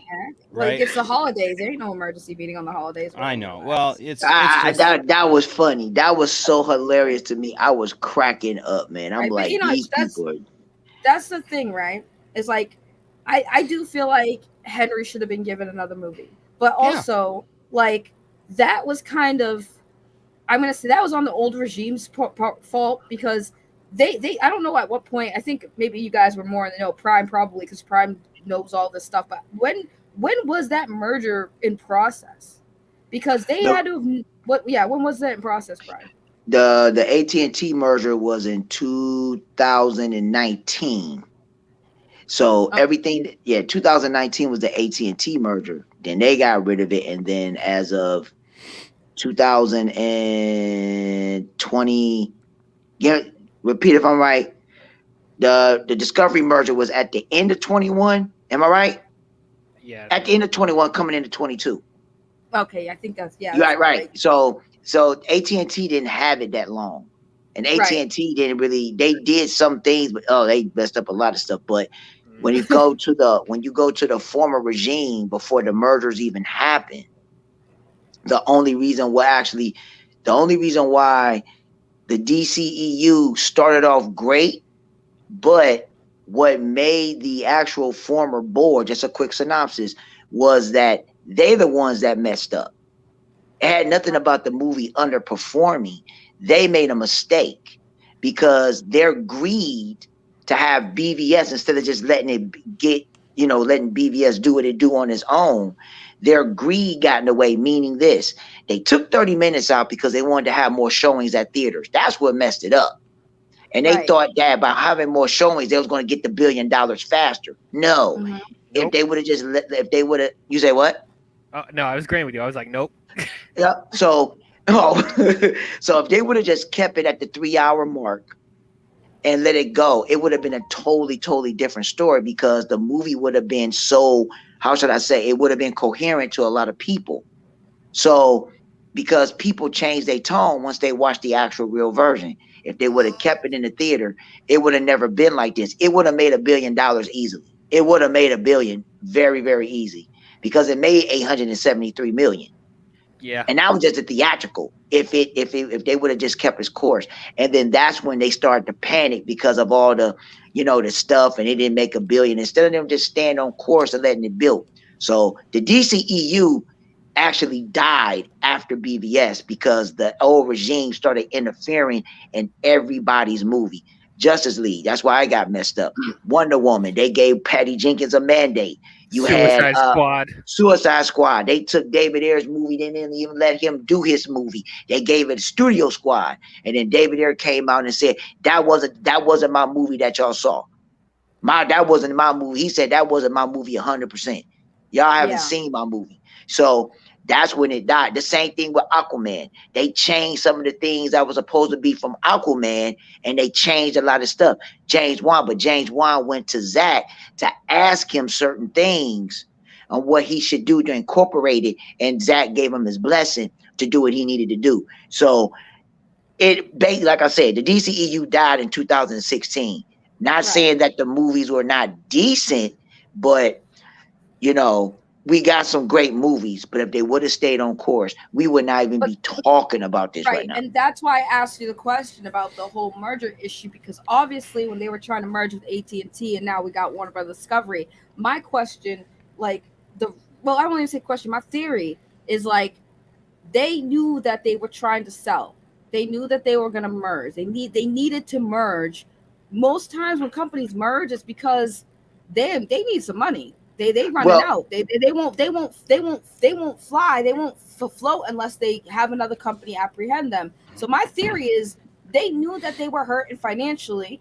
They were trying to make some movies, trying to rush them so that they can get them out so they can make some money. And then when they were merging, I think the whole thing with why Henry, because this goes back to why I think Henry didn't get another movie, is because they didn't want to spend the money on Henry to come back. They didn't want to spend money on a whole Superman movie because they were in the middle of trying to sell their company.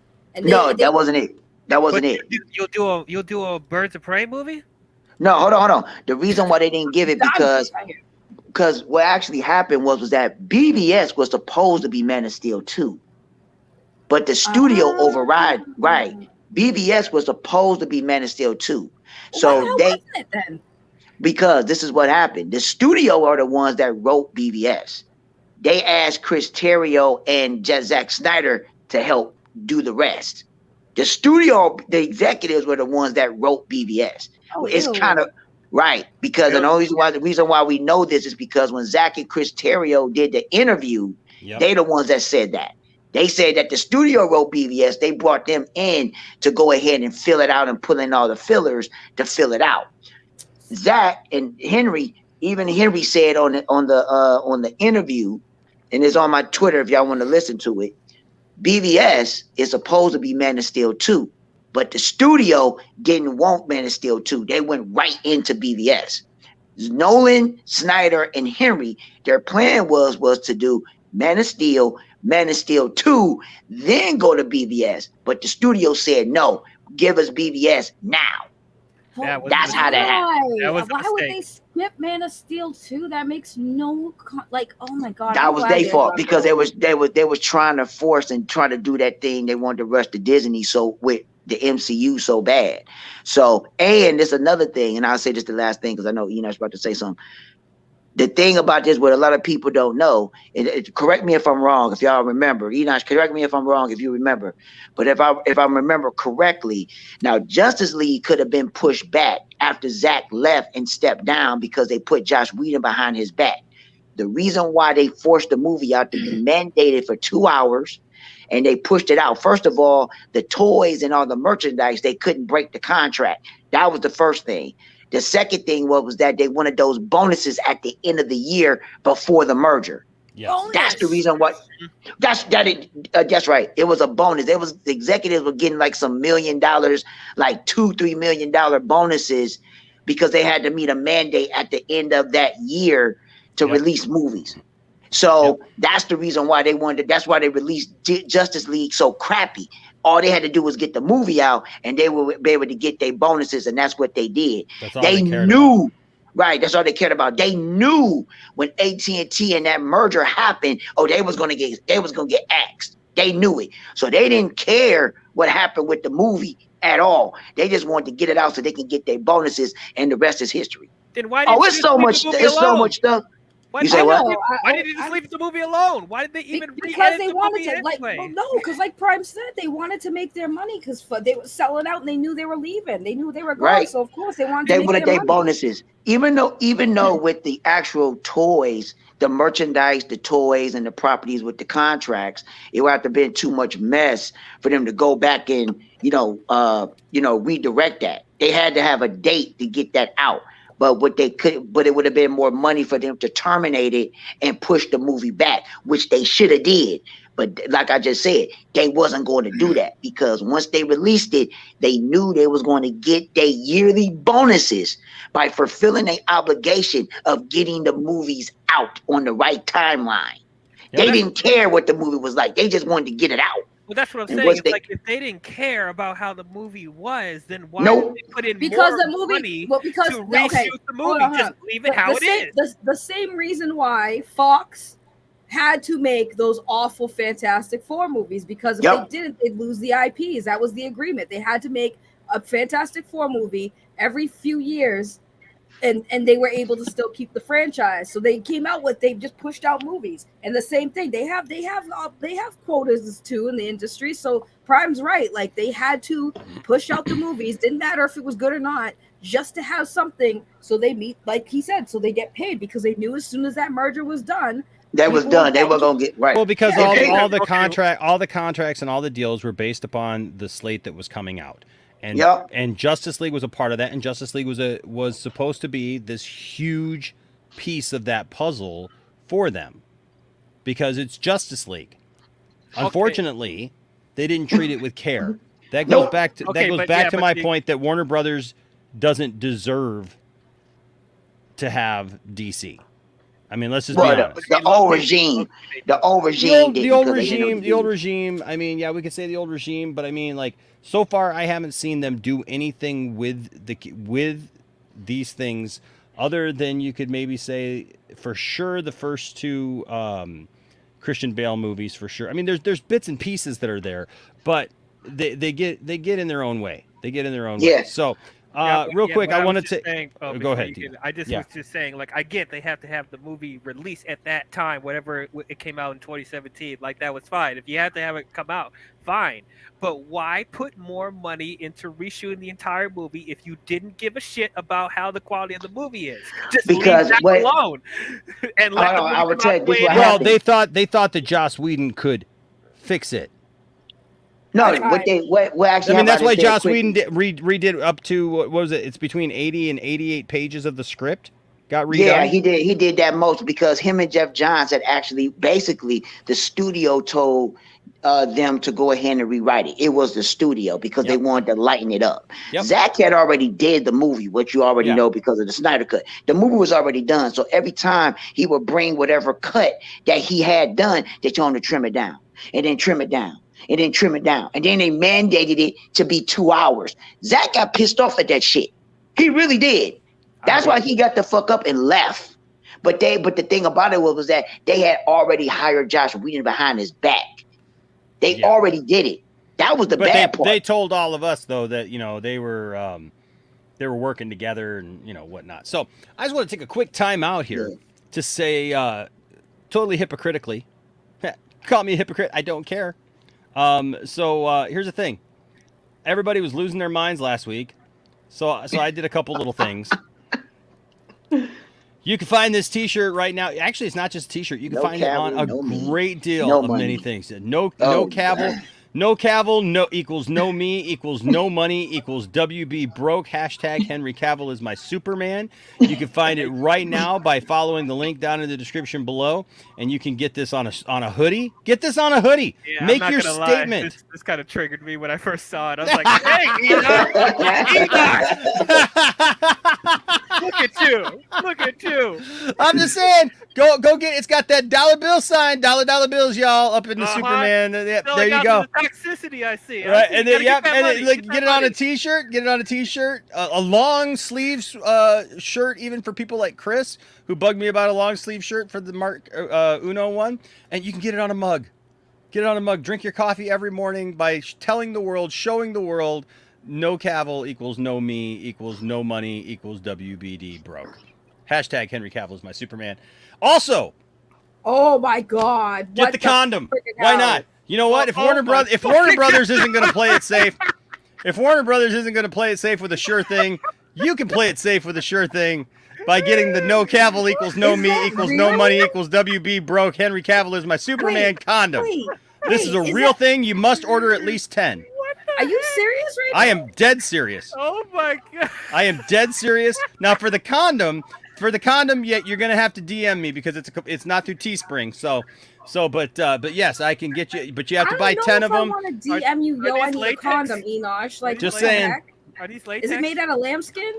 No. These are protective condoms. These are high grade quality condoms for you to use. And yes, they're very safe. They're latex.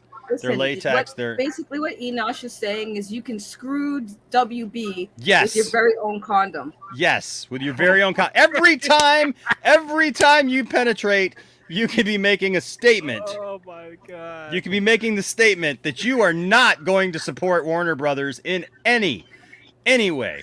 And I know it, and then I had to do this one. I know it's hard to believe, but there are people who don't like me. I'm actually gonna get that hoodie. I'm getting that hoodie. Yeah, that hoodie is nice. That hoodie is nice. I can't cap. That hoodie nice. So there you go. So you can get that too. But yes. Oh my God. I'm sorry, this one, somebody challenged me. I can't remember who challenged me. Somebody said, now if you could put that on a condom, so I researched it. Oh my God. Oh wow. Oh shit. I researched it. I was like, well, you know what? Look, if somebody wants one, you know, I am an entrepreneurial spirit. This is not the Christian channel I thought I was coming on. You know what? Listen, there ain't nothing wrong with a condom as far as I'm concerned. Yes, stocking stuffers. I know it's a little late, but Enosh acted over here like he uses them. Nope. Nope. Enosh Nope. acted like he uses a damn condom. I can proudly say that I have never used a condom in my life. We can tell you got kids, bro. Never had the need for it. Maybe I like it raw. Maybe I like it raw. Now, is it Superman ribbed for her super pleasure? What the? Super ribbed. Super ribbed. Oh my God! Or is it? You got the Snyder Cut edition. Snyder Cut. Oh, you hope not. Hope not. Get the Snyder Cut. Yeah, no, you don't want no cuts on that. You don't want no cuts on that. Oh my gosh. Oh God, I'm dying. Yes. You'll just die, bro. So this is a real thing. If you want to buy at least 10, now I would guess if you're gonna buy these, you got to buy at least 10. So I hope that you got a fun weekend planned or something. Yep. Gotta stay safe. Gotta stay safe. Gotta stay safe. And no, they're not made of steel, so you know, keep them away from anybody who might try to put a pin through them. Just saying. Yeah. But, people just gotta have a sense of humor, man. Exactly. But listen. But I literally had people, guys. I had people who were yelling at me this week about that stupid T-shirt. Okay, and I was just like, you know what? It's a joke. It's a joke. You know, and it's like they're like you're promoting toxicity and whatever. I am not. It's not toxic, man. Some people think they feeling so much, man. It just is what it is. Now, That being said, I do want first let's listen to Zachary Levi because Zachary had some things to say, a little controversial. I actually agree with a lot of what Zach said here, but let's take a listen. For Hamada, I loved him as a boss. I love him as a human being, and I hope to work with him wherever he goes. Well, that's one problem, but that was the first thing I heard, and I was like, you know what? But you know what? Look, Walter Hamada, give props to the guy for what he does. I think that he does a better job at horror than he does at I don't feel like he ever had any business being involved in DC stuff. It just is not a good fit for him, I don't think. And you know, and I have my own personal issues with him, you know, because of stuff that had, you know, to do with Ray and everything. But anyway, we continue. But I couldn't have hand chosen two better people to be the people that are helping to now guide where the DC universe is going. You know, some things that I've said at a convention, well, actually multiple things I've said at multiple conventions continue to be taken out of context because people want to do that because they want to stir up bullshit and drama. Well, you can stop that, guys. Like I said, I have no idea what's going on at the end of the day, but I don't need to. I show up and I do my job. I'm so grateful that I get to be Shazam. I'm so grateful that I get to be Super Billy Batson. And I will show up and do that as long as I'm given the opportunity to. And guess what? I'm at this point right now, I'm still that character. I've not had any, outgoing conversations with the bosses. We have a movie that's literally coming out in March. And guys, it's even better than the first one. And the first one was really fucking good. Like, I think you're really going to enjoy the next Shazam, Fury of the Gods. I really think you are. And I hope that that's reflected in the box office as well. And I hope we do even better than we did the first time. And hopefully this does enough to silence or at least quiet the haters that are out there that so purposefully want to be hateful about, I think, a really charming movie and a charming branch of what DC is.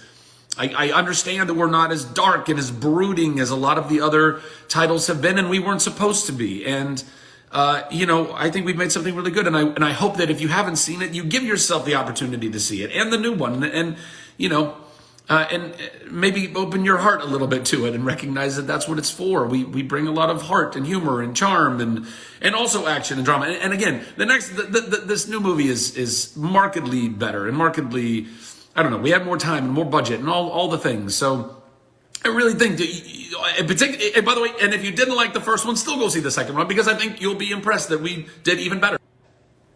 Okay, so that's the first part. We got a second part here, but I will say this. So what was wrong with what he said? I thought what he said was Swore. There's one part because it's a 14-minute video, and the part that I say that I disagree with him doing, that he brought Zack Snyder into it. He should have never said anything about that. He should have just left that alone. Everything else was fine. I didn't have a problem with it because pretty much he is promoting. He's doing his promotion right now. And I agree with him. I believe Shazam 2 is going to be a very good movie. I really believe it is. Salomon, I will say this. I agree with you. This is one of my pet peeves. I do not like it when these properties try to invent villains or invent characters, especially this is freaking Shazam. Now that goes back to another point because I'm sorry if Dwayne, if The Rock refused to make cameos in Shazam 2, as it's been talked about, that's BS. Yeah, I didn't like that. That's absolute BS. That is, I'm sorry, but this has been my whole problem with The Rock, with this whole Black Adam thing. I have felt that The Rock could play Black Adam. I was excited about The Rock playing Black Adam for a long time. My problem with The Rock is The Rock thinks that Black Adam is more than he is. Yeah. Any of us who are comic book fans, who actually read comics, have actually been a part of this for longer, and not just like, ooh, cool, superhero movies out, okay? No, I don't care about just seeing a movie just glorify The Rock. Okay? Yeah, you're a Shazam villain, my friend. That's right. You are a Shazam villain. That is what you are. If you don't like it, too bad. That is who you are. You don't just get to go, hey, I showed up and now I'm going to take on Superman. when literally Shazam can beat you. Yeah. I mean, I get what Dwayne was doing and what he was trying to do. I completely get it. I really do, because he was just trying to have Teth Adam have his own plateau before he got any type of, confrontation with Shazam. But even if I believe that he should have at least got a cameo to push his character even more in Shazam.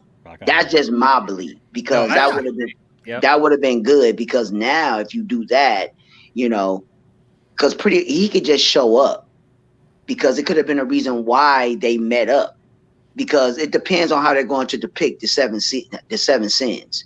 So it has to be based around the seven sins. So it could have been, or something with conduct, because so it's a lot of things that they could have went with. And then you can have Superman, because the people that don't know, there is an animated movie that has Shazam, Black Adam, and Superman fighting, and Black Adam gave Superman and Shazam the business.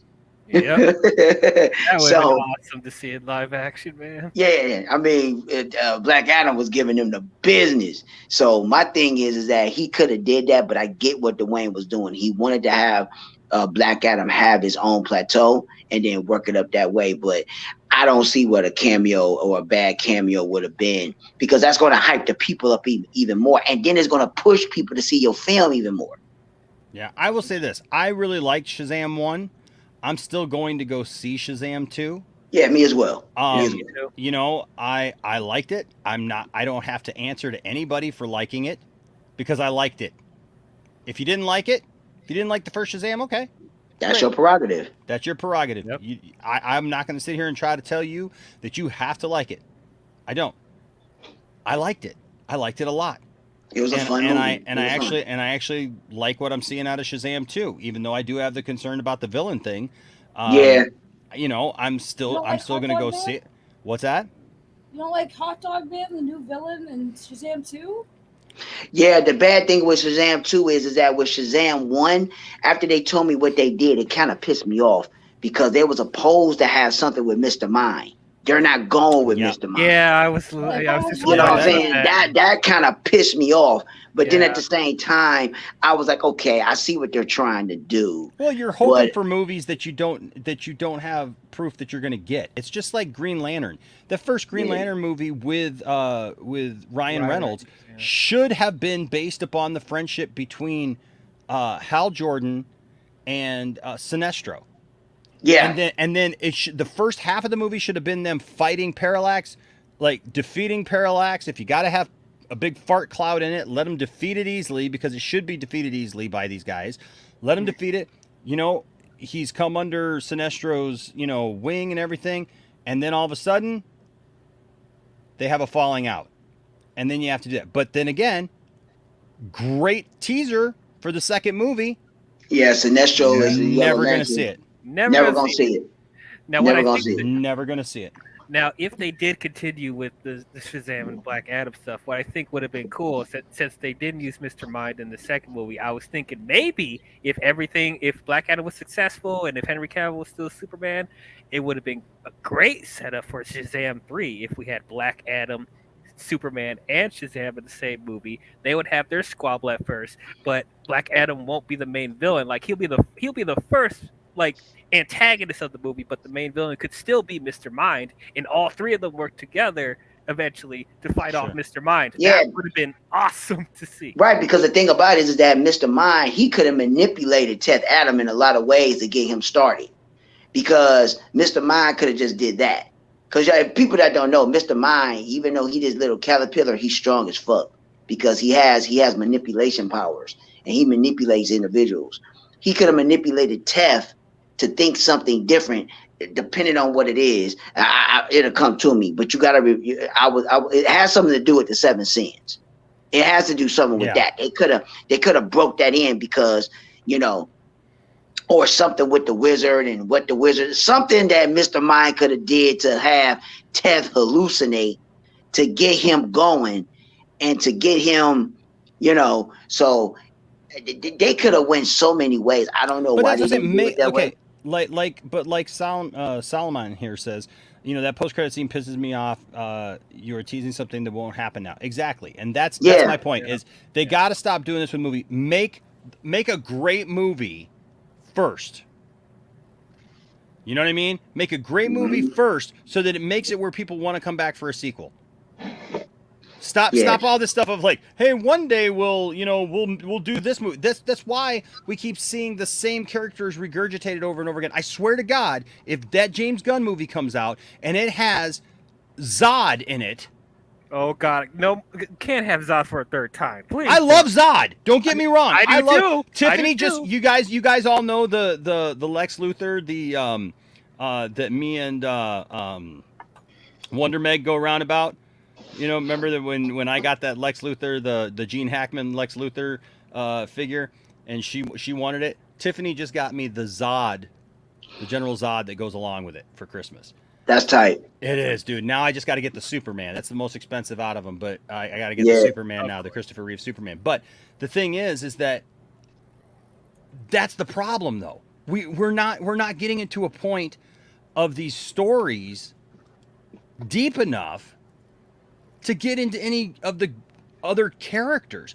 Integrity, and we'll see you later, Saggy. Saggy had to go. Integrity, I will say this. I don't mind Lex being in there because Lex is a part. You can have other villains with Lex there because Lex doesn't always get involved with other villains with their hatred of Superman. Every once in a while, if Lex comes up with an idea that he can use somebody, to for his own thing against Superman, if he can use another. I mean, he's even done that tried to do that with Brainiac, where he's tried to use Brainiac to get to Superman. You know what I mean? And so the thing is that like another Superman villain can appear, but people think that Superman doesn't even have a rogues gallery because he does have a rogues gallery. That's what I'm saying, but people think that he doesn't have a rogues gallery because we don't ever see anybody else. I know, it's ridiculous. It is my thing is the one that's going to fit James Gunn to doing the movie right. Because I'll say this: Lex could be in the movie, but put him behind the scenes. Yes, where he's doing little bullshit. The main one I think that he should do is Mr. Y'all know what I'm talking about. Pitalik. Yeah. Mr. Pitalik. He should use him. Reason why I say that, because that's right up James Gunn's alley, because he's a jokester. And with that dude, he a jokester, and he's one of the most powerful villains in DC. So you're going to have to utilize him, because there's other ones. Now, if you don't want to use him, you can use Mongo. You can use Parasite. Bring in Lobo. You know what I mean? Whatever Brainiac, it is. Metallo, hello. No, Brainiac will be a little bit too early, especially if you're doing it from the second and third year. That's a little bit too early for Brainiac. I guess. Metallo, Brainiac will be a little bit too early. You could do Metallo or Mongo or stuff like that. Yeah, you can bring them on, but even Toyman could be like a side villain. He doesn't have to be the main villain. Toyman, if done right, Toyman can be downright like scary. Yeah, you can. That's what I'm saying. Like, you got to use other ones. And like I said, people be making it seem like Superman is hard to do, because I say this and I'll say this again. Superman is a god. Let him fight other gods. There's plenty of other villains that is just as powerful as him. Let him fight other gods. You got Darkseid. You got Brainiac. You got Bizarro. You got who else? You got Lobo. I mean, Doomsday. He but can. I don't want them to touch Doomsday for a long time. No, Doomsday. Yeah, I don't want to see Doomsday anytime soon again. At this point, they regurgitated Death of Superman so much. I'm sick of it. Yeah, me too. Yeah, I'm tired of it because they keep on going back to it over and over again. Let's just stop it and let it now. If you're going to do the Death of Superman later on down the line in this continuity in this universe, and I understand what they say. But I think this time, if they do it and they rehash it, it's going to get to the point where it's going to really get people because they're going to get connected to them. When they did it in BVS, it hurt me because I know the story and I know what it was and I know what it represents in this story. But it didn't resonate to a lot of people because they want to build up. They want to get so connected with the character to the point where they can feel it. I get it. So you gotta you know, if they so happen to rehash it and they revisit it. But at this point, stop doing Death of Superman. We don't need to see Doomsday. Not now. You know, at least have Superman be at least like 5 movies in before you do something like that. Yeah. At least, you know, and it don't have to be a Justice League movie. You could do all time. You could do a Superman 1 and 2. You could probably get to a 3.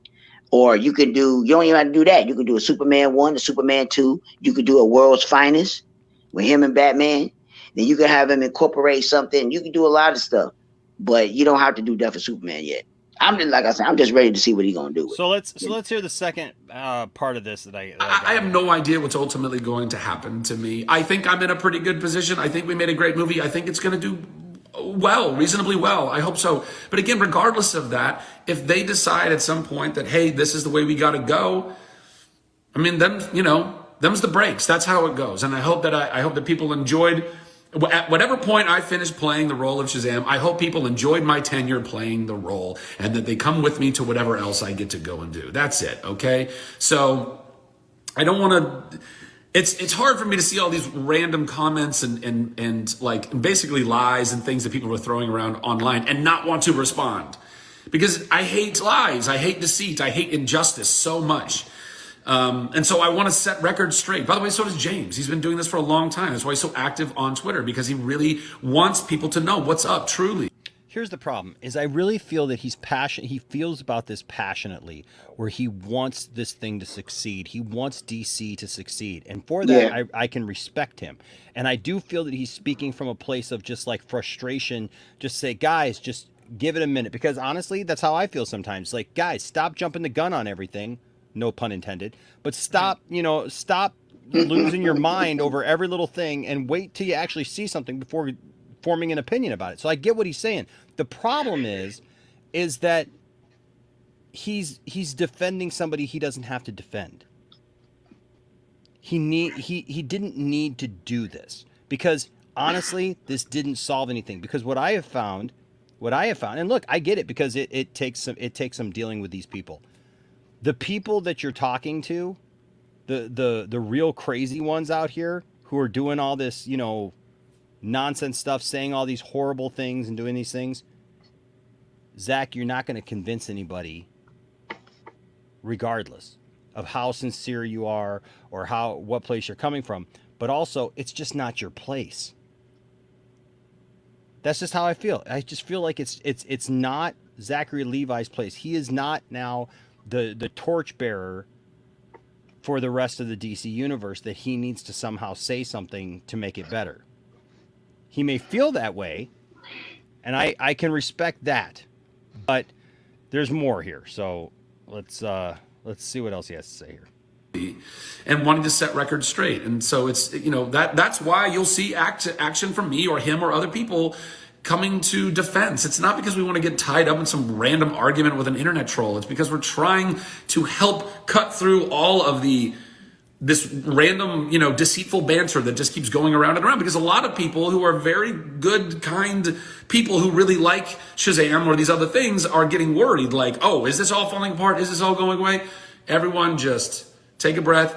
I know we've seen some characters, some actors that are taking an exit, and I know that's difficult. That's difficult for even me. You know what I mean? I was hoping I got to work with a lot of these folks, but it's just not the way it's going to go down right now. And I think you all need to, whoever out there is still like all drummed up and pissed off, like just trust that James is so, look, if you haven't watched what he did with Guardians, which was a total niche property that he actually brought really awesome life to, and his reboot of Suicide Squad that was better than the first one. He really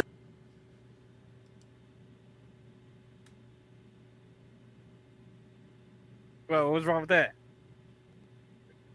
That's what I just said about the Snyder thing. He ain't have to suck about that shit. No.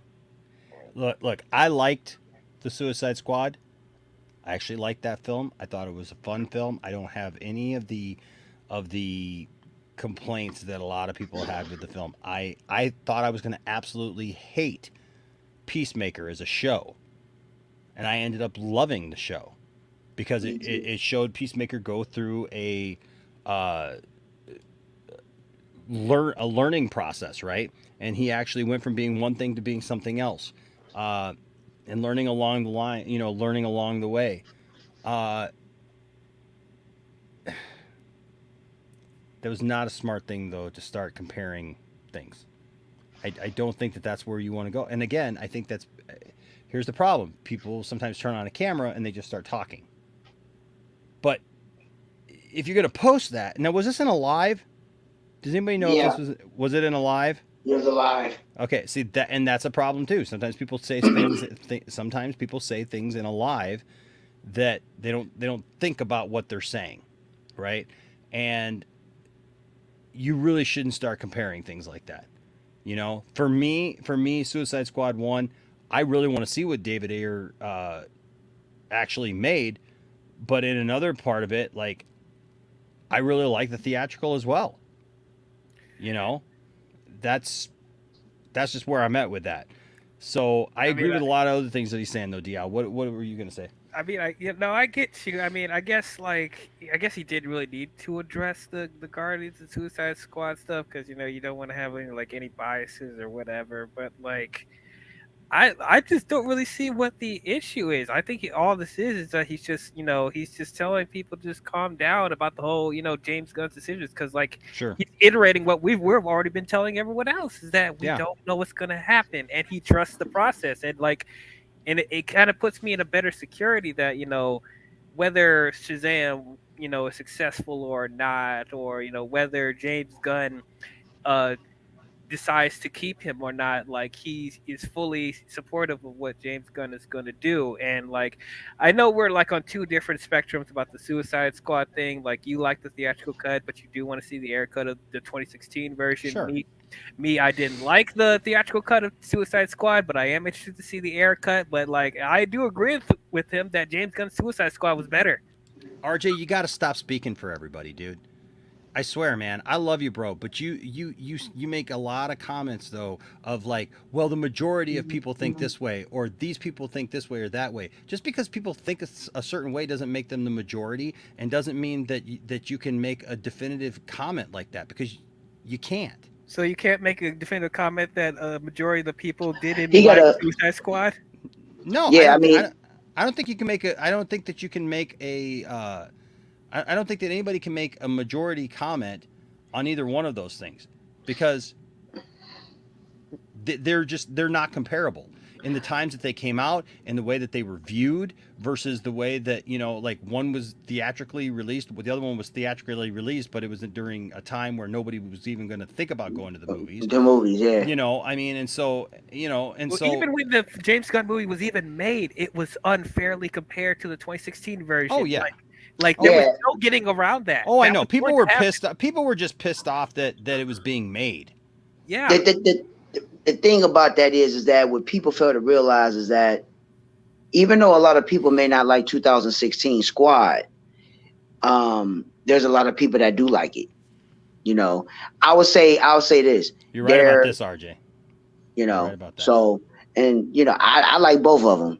So regardless of the fact, I like them both. But which one, if I had to choose between the two and which one I would prefer, right now I can't give you that answer, because for the simple fact is, once the actual real movie comes out, then we can have a discussion, because the movie that was received in theaters, that wasn't David Ayer's movie. So until the movie actually comes out, then we can have that discussion. And James Gunn's movie was very enjoyable. It was funny. A lot of people didn't care for it. It didn't bother me at all. It was a fun ride. It had some good things about it and stuff like that. I would say the highlight of that film was when he introduced Starro. When I saw that, I was like, oh my God, he went way back. So, it is what it is. I mean, so I don't get mad about it.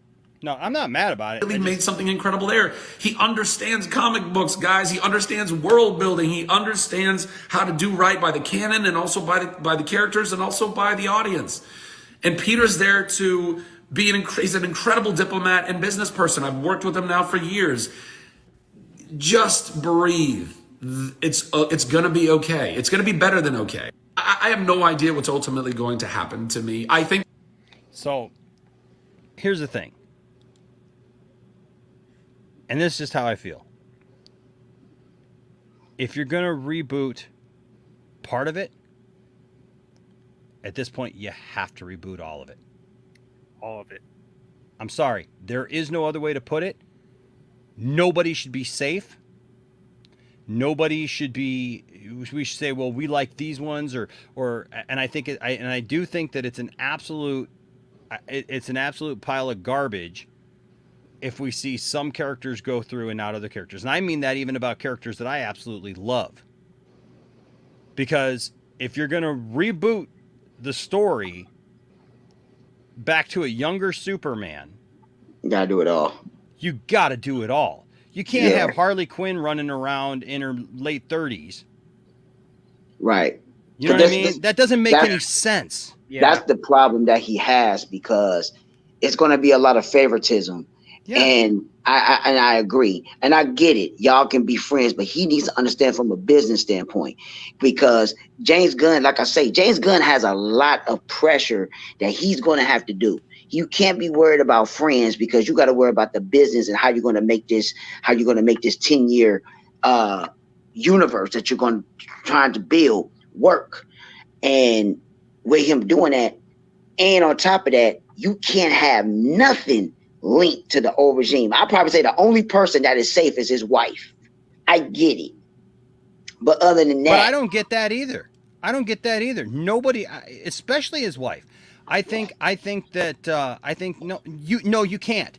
You can't. And here's why. No. Because as much as I love all of those characters, as much as I love Margot Robbie, as much as I ended up loving the TV show, Zack Snyder's Justice League shows up at the end of that end of that show. oh yeah. And you can't, and Peacemaker is tight, man. But that's what I'm saying. You got to get rid of everything. You got to You get rid of can't. Viola You, Davis. anything Anything that's Waller, gone. Got to be gone. now Viola Davis. That's another question. No. I you love have to Viola get rid of her Davis. too. She's got to go too. Yeah. If No. you are going to reboot Superman and Batman and Wonder Woman and everybody's got to go. Everybody got to go. Otherwise, this BS of, well, we had to let all this stuff go to start over again is a lie. Yeah. Yeah, because it's gonna make people feel a certain way and piss a lot of people off. Me, from a business standpoint, I get it with favoritism, but then I'll be like, well, that's not fair, because if that's the case, I don't like it. I love like Viola Davis. Viola Davis, man, She's great. Viola Davis is awesome. Right? yes, But I'm telling you right now, he cannot start doing it. And look, you guys may like him, you might love him, you might hate him, whatever. But John Campea put it best. and these are big ifs. and this is my But boy if you right are here. keeping around Zachary Levi Shazam, and these are big ifs. But if you are, Whoops. Hold on. and these are big ifs. Hold on. But if you are keeping around Here we go. Sorry. Zachary Levi Shazam, and I love Zachary Levi Shazam, but if you're going to keep that around, and it's only if, James Gunn was implying that Gal Gadot is still going to be around as Wonder Woman, well, I'm sorry, you're going to have to fucking explain to me why Henry Cavill isn't Superman anymore. Thank you. You're going to have to fucking explain to me why Henry Cavill is not Superman anymore.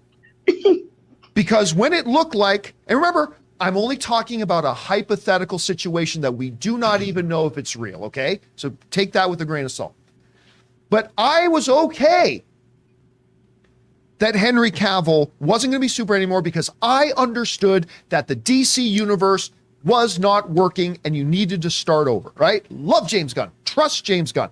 I don't know what his full plan is. I'm just saying that while I have been 100% on board with every decision and every move, if you are keeping around Zachary Levi and you're keeping around Gal Gadot, and we don't know that he is, and you keep around Jason Momoa as Aquaman, I don't believe he is. I think he's going to be Lobo. But if you're going to do all that, then yeah, James, who I love, you're going to have to fucking explain where Henry Cavill is. Because if the answer is not, well, we needed a clean slate, then you're picking the wrong horses. Thank you. Because Yep. Henry Cavill is one of the best working pieces of that. hadn't had the box office results that we wanted to, but that had a large part to do with some other circumstances going around. Most people acknowledge Henry Cavill's pretty good as Superman, even if they didn't like his Superman movies. But I get it. You need a clean slate, you let him go, and I'm okay. You start keeping around a bunch of other pieces, then yeah, you are going to have to make 50 of those damn Instagram black background white text messages explaining yourself about where the fuck is Henry Cavill. Because as excited as I am about 40K, and I'm excited about Warhammer 40K. Yeah. I want an S on his chest. Yep. And if you ain't getting rid of him because you need a clean slate, then why the fuck are you getting rid of him? Thank you. Now again, we don't know any of this is true. And these are big ifs. There you go. John said in a nutshell, man. I remember when he did that. I agree with 100% with him because it's not going to look right. It's not. No. You got to, like I said, you got to reboot. It has to be a full reboot. Nobody is safe from the old regime. If you're going to start off fresh with Superman being at the top, you're getting rid of the main guy. You got to start over. Yes, I love Gal as Wonder Woman, but that's not going to look right with Gal with another Superman and another Batman next to her. If it ain't Ben and it ain't Henry next to her, it ain't going to look right. Do I make a point? Yeah, it's like the only... I'll go ahead. I was saying the only way anything from the old regime could even translate into the new universe is if two things. One, the actors are playing different characters, or two, their movies have no reference to the other DCEU movies. Like Blue Beetle may have a possibility of going into the DC universe, but only if it stands on its own and there's no other cameos, references from the other movies. Mm-hmm. That's the only way that could happen. Or if they're playing different characters, like Jason Momoa's Lobo, or if James Gunn wants to keep his wife, she needs to play somebody else. She can't be the same person she was in Peacemaker or Black Adam. Like, that can't happen. I fully agree. I'm just exactly. I can't do it, and I can't defend that. And you know what I mean? I can't defend that. So like I said, I'm going to be completely fair. If I'm going to say that, look, there are Snyderverse people who have gone way too far. They're pushing buttons. They're doing this. They're doing that, and they are acting out in ways that are horrendous, and that I won't get behind. I have a huge problem with the idea that you're going to get rid of, as The Rock said, and I agree, this generation Superman. You may not like him, but you know what? I don't care. This is my opinion, and I'm going to keep my opinion. Okay? You can have yours. I will have mine. Right? Like I've told many people on the lounge, and you guys have been here when I've told people, go start a channel. Go start a channel. You don't like my opinion? Great. Go start a channel. That's awesome. We'll support you. I'll subscribe to you, and we can have the debates, and we can have the fun talking about it. But you can't reboot part of this thing and make it work. It's just not. It's not a good fit. But you know what is a good fit, guys? This right here. Stupid, man. Always the right fit for your Man of Steel. Oh, God. That's right. I thought he was gonna talk about his T-shirts or his clothes. Well, we can talk about the T-shirts too. I know it's hard to believe, but there are some people who don't like me. You get one of those, or of course, just get the no Cavill equals no me equals no money equals Warner Brothers Discovery broke. Hashtag Henry Cavill is my Superman. Go pick one of these up today. Teespring link is down in there below, and if you want pricing on there, they're priced to sell. So yeah, go get them, boys. People, y'all ain't got to worry about Henry Cavill. Don't nobody got to worry about Henry Cavill not being successful. He is fine. He got that Warhammer, and I won't be surprised if they give him the James Bond either. I think he's the top runner to do the James. Henry Cavill is fine, man. At 40 years old? Yeah, he's fine. Henry Cavill is fine. What's up, Tony?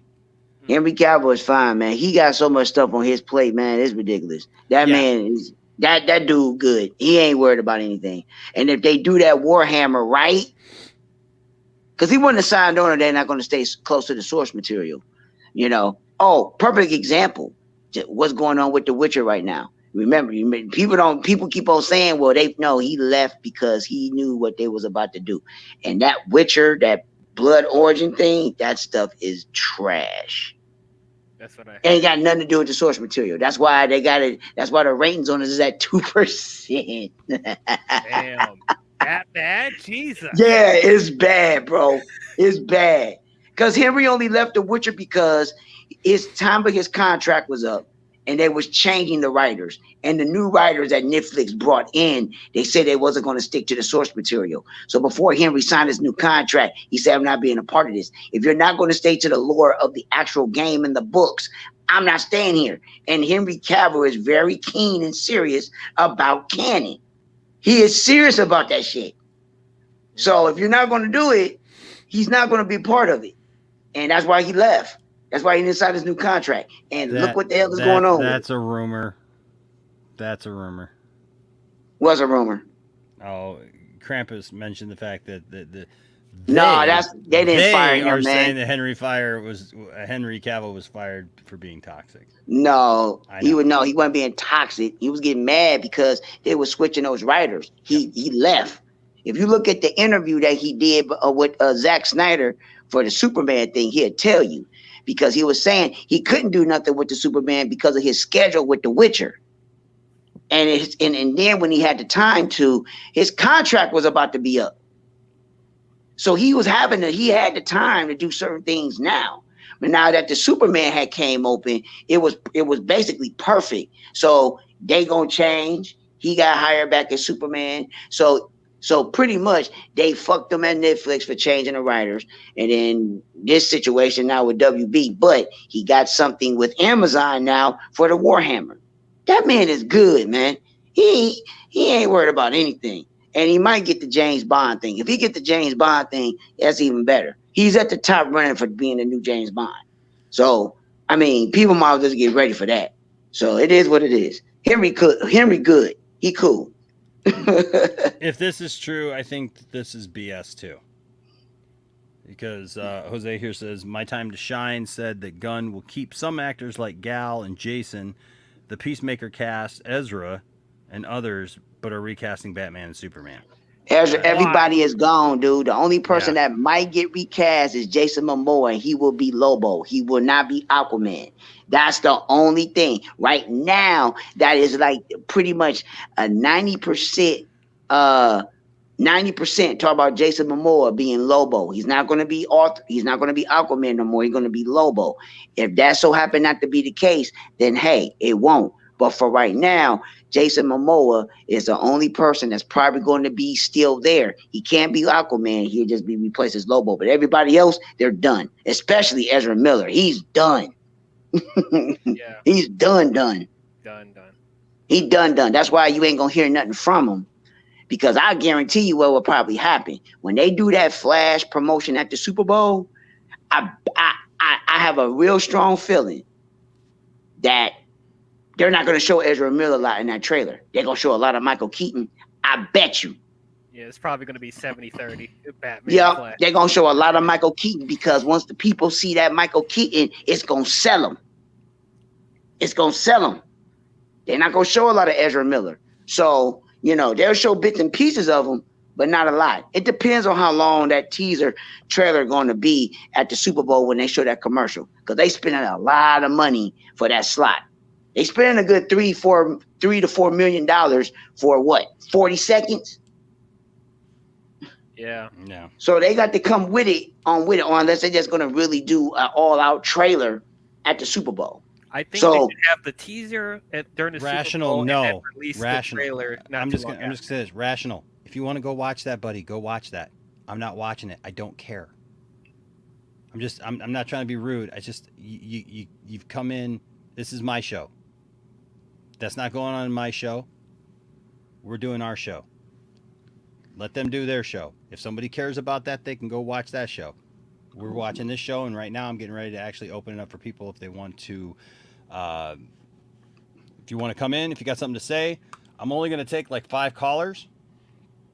No, it's okay, Rational. I love you, bro. I love you. I'm just saying, like, I saw you come in and say it. That's interesting, but we got a discussion that's going on here. That's their show. This is my show. We're keeping it 100 here. 100. It is interesting though. It is interesting. All right. So, okay. So here are the rules. I just want to say this real quick. These are my panelists. Respect them. Okay. I'm probably gotta go Okay. because I got to work in a few hours. Oh, to get the car running. Yeah, get the car running. You damn right. There you go. There you go. All right, man. Well, hey, I love you, buddy. I love you too, man. All right, man. If you got to go. Yeah. All right. Go ahead and get your people. I'll be on for a couple more go minutes, follow bud. DL. Tell him where you're at, DL. Oh, you can find me on YouTube at IMDL. That's how you spell DL, D-A-L, all caps, IMDL. I talk about movies and shows and everything in the nerdy geek culture. I talk about whole bunch of different genres and comic booky stuff like we talk about on the Poindexter Lounge, Marvel, DC, Disney, Star Wars, Netflix, all that great stuff. So you want to hear my crazy takes on things, please subscribe to my channel at IMDL, and that'll be awesome. Heck yeah. All right. All right. All right, DL. Thank you for being here tonight. All right, Yeah, bro. thank you for having me, man. Absolutely. Anytime. Street All right, War. peace out. All right, right, deal. I got Okay. 5 more minutes for our jet. All right. So here's the rules. Here's the rules. Have your topic ready. I'm going to take 5 calls. Have your topic ready. Stay on point. Have fun. Don't attack me. Don't attack my guest. If you come in hard and heavy and you think you're going to show us up and tell us what you think, that's not how it's going to work. I got a little button here that says remove. All right. So there's that. Also, if it is your first time, and I don't know who you are, you're gonna have to be on screen. Okay. That's just it. Unless I know your screen name and dealt with you before. If you're somebody completely new, brand new, I got to see that you are who you say you are first of all. That you're not gonna do something crazy once you get on. But yeah, try to keep it within 5 minutes. And I reserve the right to keep somebody a little bit longer if it develops into a conversation that we like. And that's just it. All right. So that being said, I'm going to put this in here now. Join the I can't believe it's conversation. 2:30 already. I need to take I my know, ass man. to bed. I know, right? Yeah, because I Yes. gotta be at work. I gotta be at work at 9. I got 5 minutes before I jet. Okay. All right. And yes, as Larry just said, and if you don't like it, well, you can kiss the mole. Kiss the mole. It's right there for you to kiss. Right there. Okay, there it is. All right, we got a couple people. There are 2 spots left if anybody still wants to get in. All right, so we got a couple people. First of all, we got Film Goblin. What's up, Film Goblin? What up, Enosh? How's it going, What up, bro? Prime? What's good with it? So what I meant to say earlier is I wasn't defending about how people were being showing toxic. Mm-hmm. I was just saying that's just unfortunate how the fandom has become the way it is because of like the other side of the fandom kind of created that, It's just human nature in a way, Yeah. No, I get it. But it's like also too, sometimes these people can be bots pretending to be a part of the fandom just to make us look bad. That's why I just try to not ignore all that shit. It's just I try not to let it get to me. And you know what, man? That's a great place to be in. I think for me, especially because I've known some of these people, I've realized, oh, okay, that's where they're going. I wish that I just thought everything was a bot or something else. Unfortunately, I've seen a lot of people take a lot of weird turns over the course of this of this battle, over the last few years, just to get the Snyder cut and then beyond. And I've seen just people do a lot of really horrible things. Well, yeah, it's like Prime said, they're all just a bunch of weirdos and morons and idiots, Yeah, and they're just people that seem to not have anything positive in their own life, and so like this has become their thing. This is almost, I've said it a few times, but I still feel like it is. I feel like this has become almost like some people's religion. Well, yeah, it's just like the Star Wars fandom. Yeah. That's where it all began. It's with the prequels, the Star Wars fandom hating on the prequels, especially with the growing of internet, Yeah. It's just now it's like every fandom thinks they have a voice. It's all entitlement, you know. Yeah. No, I agree, man. I agree. So yeah. Speaking of which, have you seen Avatar yet, or do you I not have like not. it? No, I don't. I did not like the first Avatar, and I know there's some people who are. Enosh, I'm not yes. gonna even lie to you, bro. It's fantastic. I'm gonna tell you, I'm telling you, they did a fantastic job, bro. I'm telling you, just you have a great time. I'm not gonna even mess with you. I know. If you go see it, make sure you well, watch it in kinda, 3D. I'm in the same boat as Enosh. I don't feel like the first movie has any like much rewatchability. You know what I mean? Not for me. I watched it twice in the theater, and the only reason I watched it twice was because I went the first time. Hey, there, William. There's a show going on. Yeah, carry on. We would, except for you're making horribly loud noises. Oh yeah, because I'm touching the mic. Just make sure the mic is. Ding. Won't be able to lean back and speak. There's a mute button, my friend. There's a mute button. Just use it. I'm messing with him. But no, you know what? Like, so here's the thing. I don't just not like the first Avatar. I loathe the first Avatar. I don't give a frick about those characters whatsoever. To me, those were such throwaway characters, all of them. I don't care about the main protagonist. I don't care about the villain. I don't care about the Na'vi. I don't care about their freaking planet. I don't care about any of them. It was a boring ass movie to me that I could not stand. And I watched it once with a couple of friends, and I got drug out to it the second time, and it started my hatred of 3D movies because they just give me a headache. I have no desire.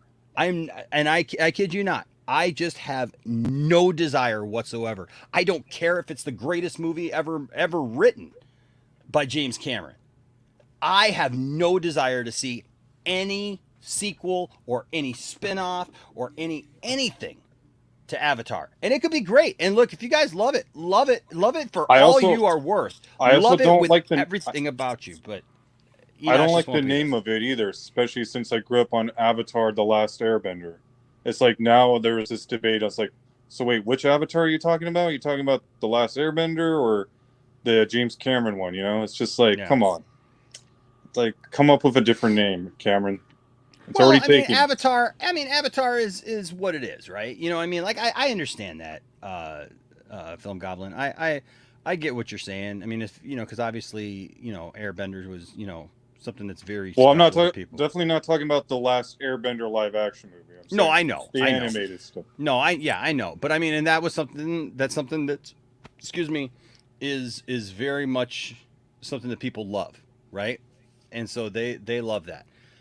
So I get where that could be a thing for you, you know?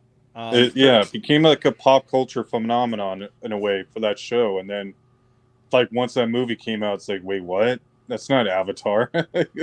Right, you know? Yeah. Avatar off the hook, bro. That shit tight. Shit. I've yet to see it. It's off the hook, man. All I can tell you is that it's a fantastic film. Yeah, notice nobody collects Avatar merch. No, none. Like and I agree that that's not necessarily the, you know, the way to judge a film or whatever, but nobody knew, like, seriously, nobody up until this movie came out. Everybody's going to see it because it's a cultural thing.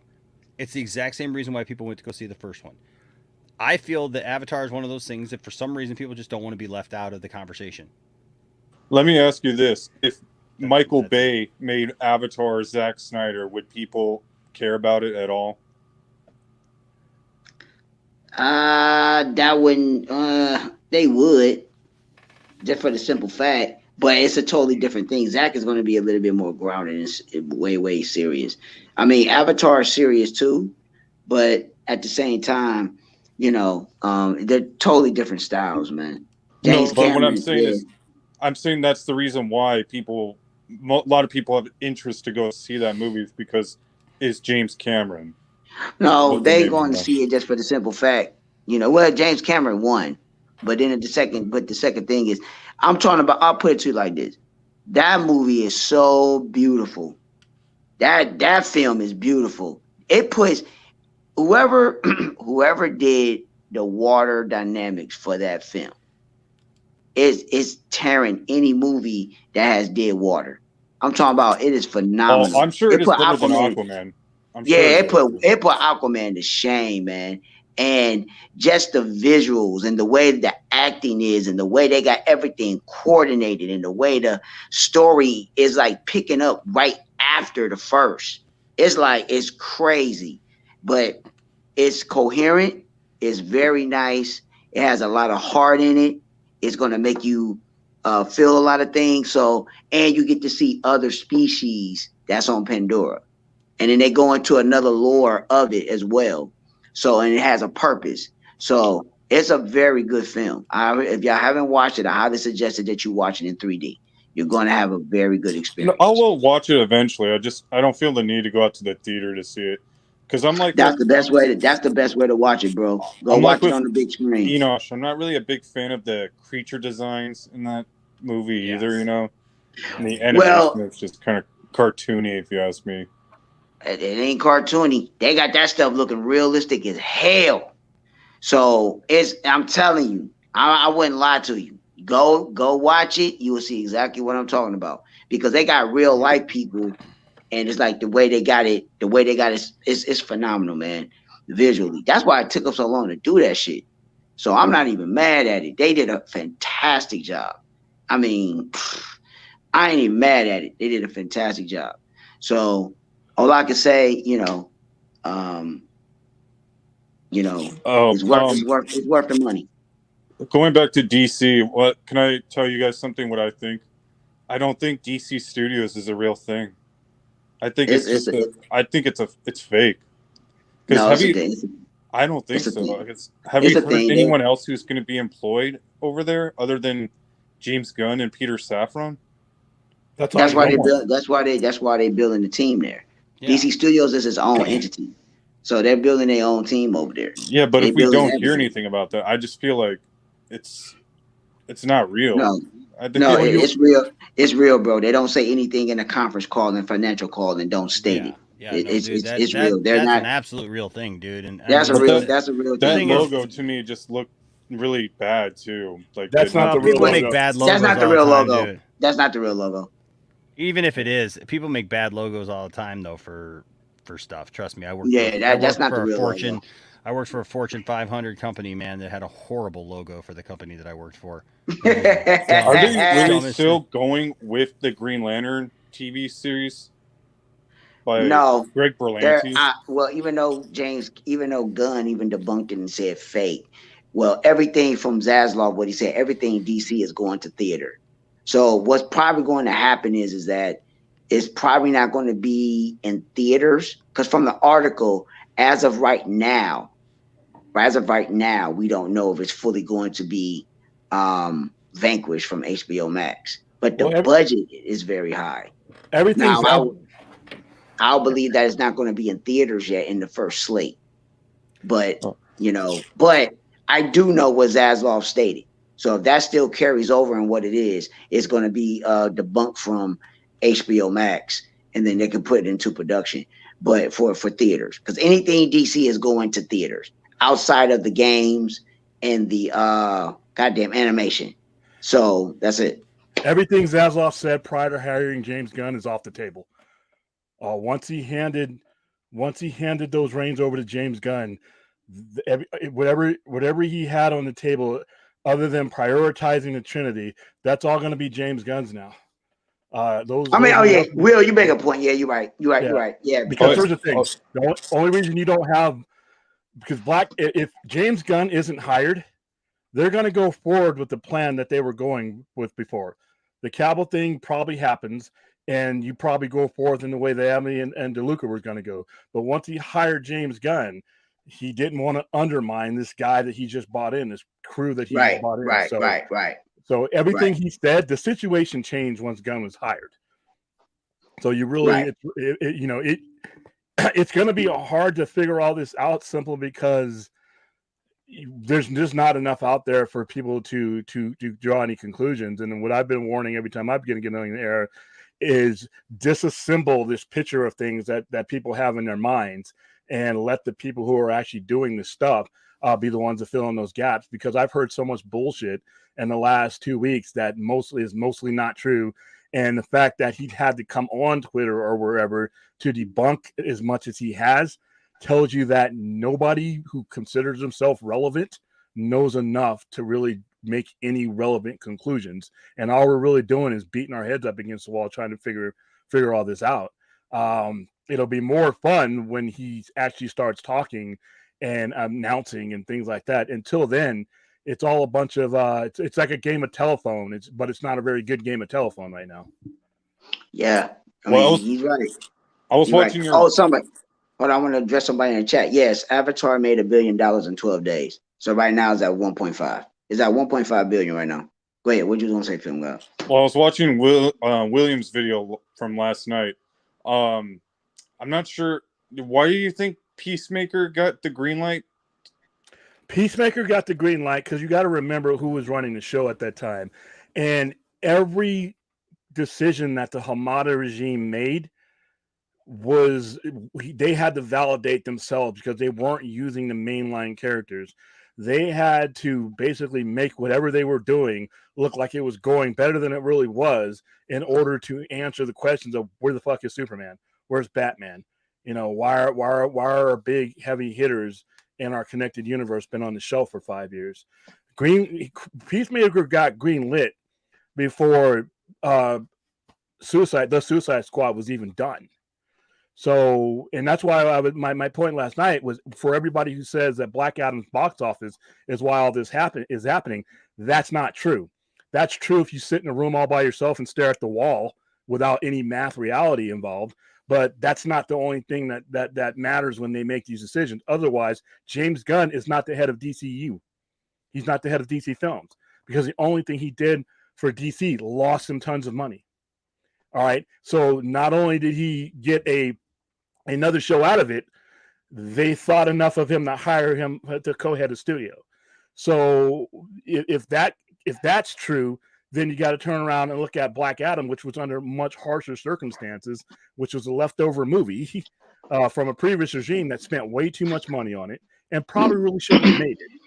So, but I think it got green light because I think Prime's going to agree with me. It's because of HBO Max, just like the Snyder Cut was able to get released because of HBO Max. Right, it got released because of that. Peacemaker should have got released because it was a good series.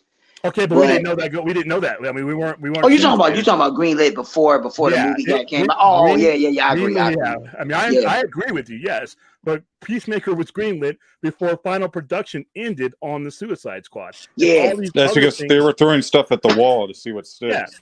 Yeah, pretty much. It's unfortunate though, like that they did release the Snyder Cut not because of the fan outcry. It's because they were trying to release it for their own benefit, and that's the sad truth about it, though.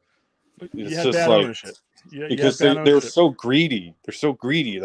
Well, it wasn't because of the greed, because they launched HBO Max. This is the thing that the Snyder fandom always forget. I was part of the fandom, but I know how the business element works. We could have been campaigning for 10 years. I'm just throwing a crazy number out there. We would have never got it. It don't matter how long we could have been campaigning for, we would have never got it. However, HBO Max came into fruition.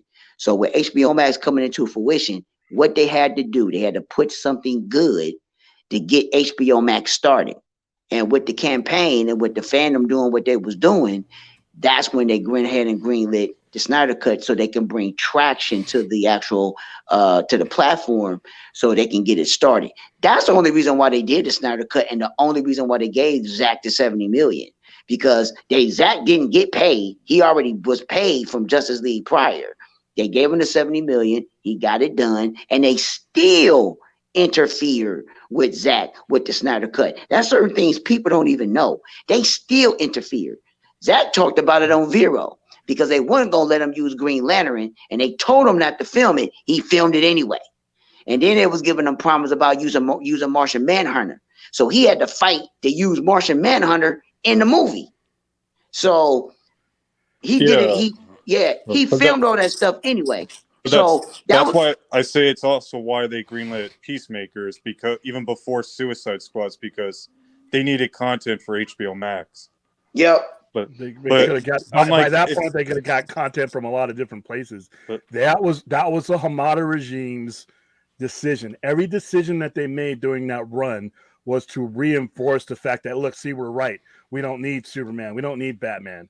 And what they did is they damaged the brand. Because you don't release the Snyder Cut because of us. You don't finish and resolve the Snyderverse and its storyline because of us. You do it for anyone else that's looking at your product, that's coming into your product. And instead of having this broken up, incoherent, incohesive thing that you blew 9 years on, you have a finished product that people can come in. If you want to bring them into this new universe you're doing, guess what? After they're done with that, what are they going to do while they're waiting for everything else? They can look at that lineage, and that lineage can connect the fandom together. You do it for business reasons. And like I said, the logic behind things with Walter Hamada was just bad. And before James Gunn was hired, what should have happened was the DeLuca and Abbey should have been the ones handling the resolution of what was before, and James Gunn should be handling what will be. He should not have been given, for his own sake, he should not have been given the full controls because the look of it is bad. And sometimes people don't give a rat's ass about your explanation about why things are a good idea. You don't always get that chance when you roll things out the wrong way. But you said that the last time we saw Superman on the big screen and all those big alpha characters was with Justice League, correct? And they haven't used them since. Yeah, so you're talking 5 years. I guarantee you, if they didn't, I bet you, if anything, if they, the only reason why they put out Justice League is because they greenlit it before BVS came out. If BVS came out before they ever did decide to greenlight a Justice League movie with Zach, I guarantee you BVS would have been the last movie we would have seen of those characters. And that would have been no stupid. Justice League. That would have been stupid because you have an $871 million film and you can't go, if you can't go forward with that, you need to be, no offense to anybody that's working at Domino's, but you don't need to be running a $1 billion studio. You need to be tossing pizzas. If you can't go forward with an $870 million box office, you need to be doing, I don't know if they still deliver papers. That's what you need to be doing. You can't be in the corner office. But I just don't get how the reception from BVS really hurt WB so much to the point that they were trying to move away from Zach's vision. It was the critics and it was the idiots and weirdos and the normies when they went in. Now, it would have been different. I said this earlier in the stream. It would have been different if the natural version was put in theaters. The old regime did that. They messed up. If they would have put the 3-hour version up, people probably would not complain so much, because when people got out the theater, they was confused because there was parts taken out of it and it didn't come together. It wasn't coherent. So that was the problem with it. But that's also the problem, is that the old regime didn't look at it that way. Well, they didn't. All the old regime cared about was that having extra showings at the theaters. That's why they took the 30 minutes out, so they can get more showings. At the results after when it came out, they just decided to keep pointing fingers instead of looking at the mirror and realize, exactly, it was their fault. It was their fault. They got involved in it, and much to the opposite of what somebody just said in the comments there. The problem is that Warner Brothers told Zach what they wanted in that movie. Yep. Zach gave them the movie that they wanted.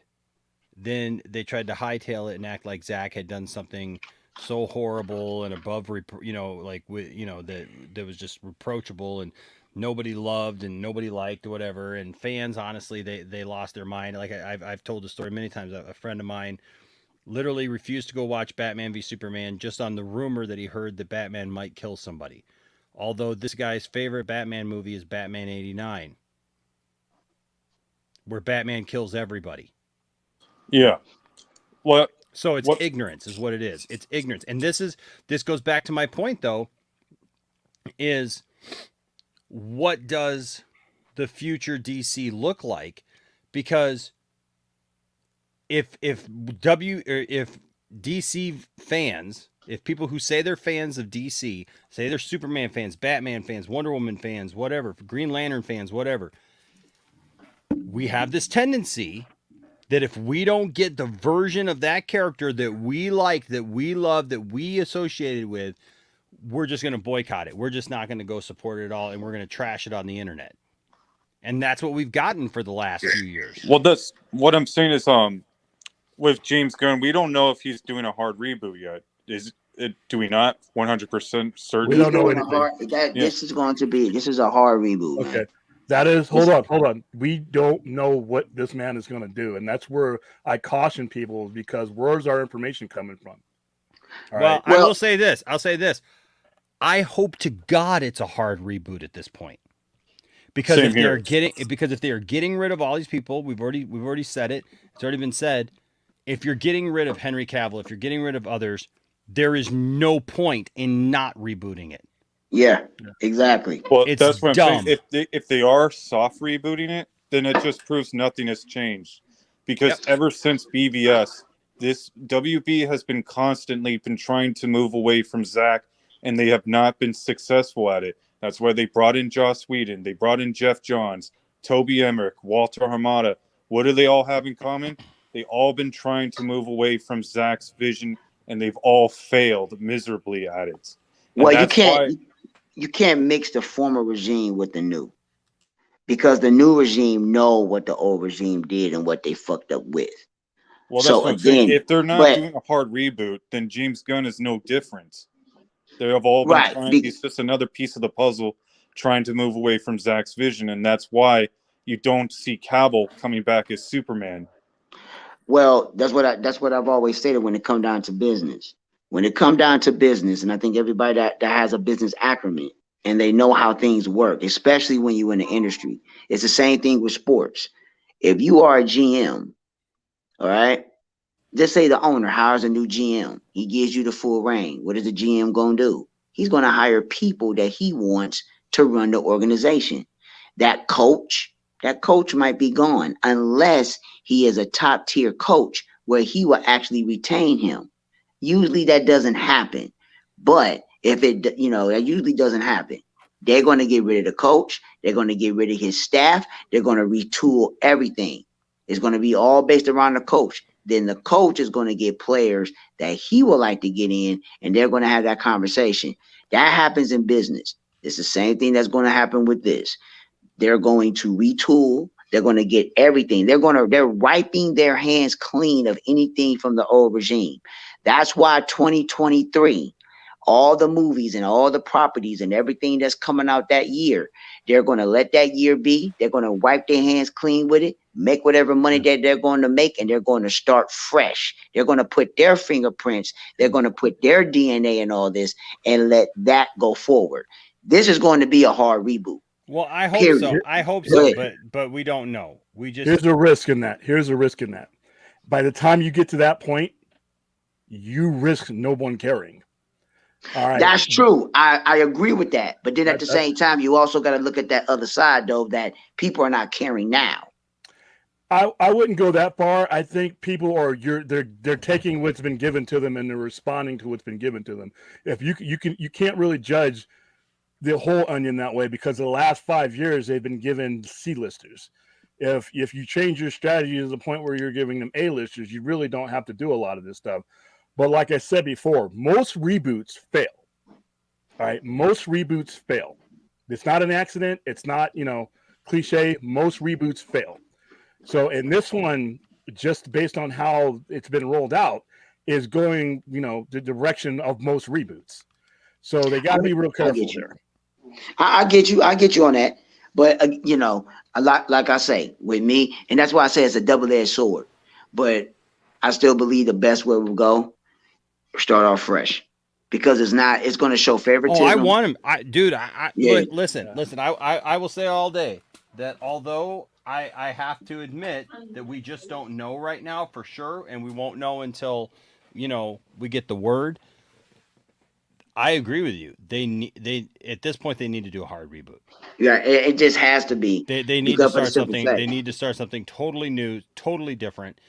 and But distance themselves from it. You agree that the first movie that they put out right out the gate has to knock it out of the park. Oh, absolutely. Yeah, right. Absolutely. Because the first movie is going to be the Superman movie. See, And the only that's thing what- yes, But that concerns me. If James Gunn is writing and directing that, I just he's not don't think directing he it. can He's just pull it writing off. it. But I He's don't not think he can directing pull it. He's writing. He's But just we writing. don't know that yet. We don't know. Right, that. we don't know if he's directing it, but let's just say hypothetically, this will make the perfect sense. James Gunn should not direct it because his focus should be on trying to get the universe and get everything structured. He can write it. Honestly, he shouldn't have written it either.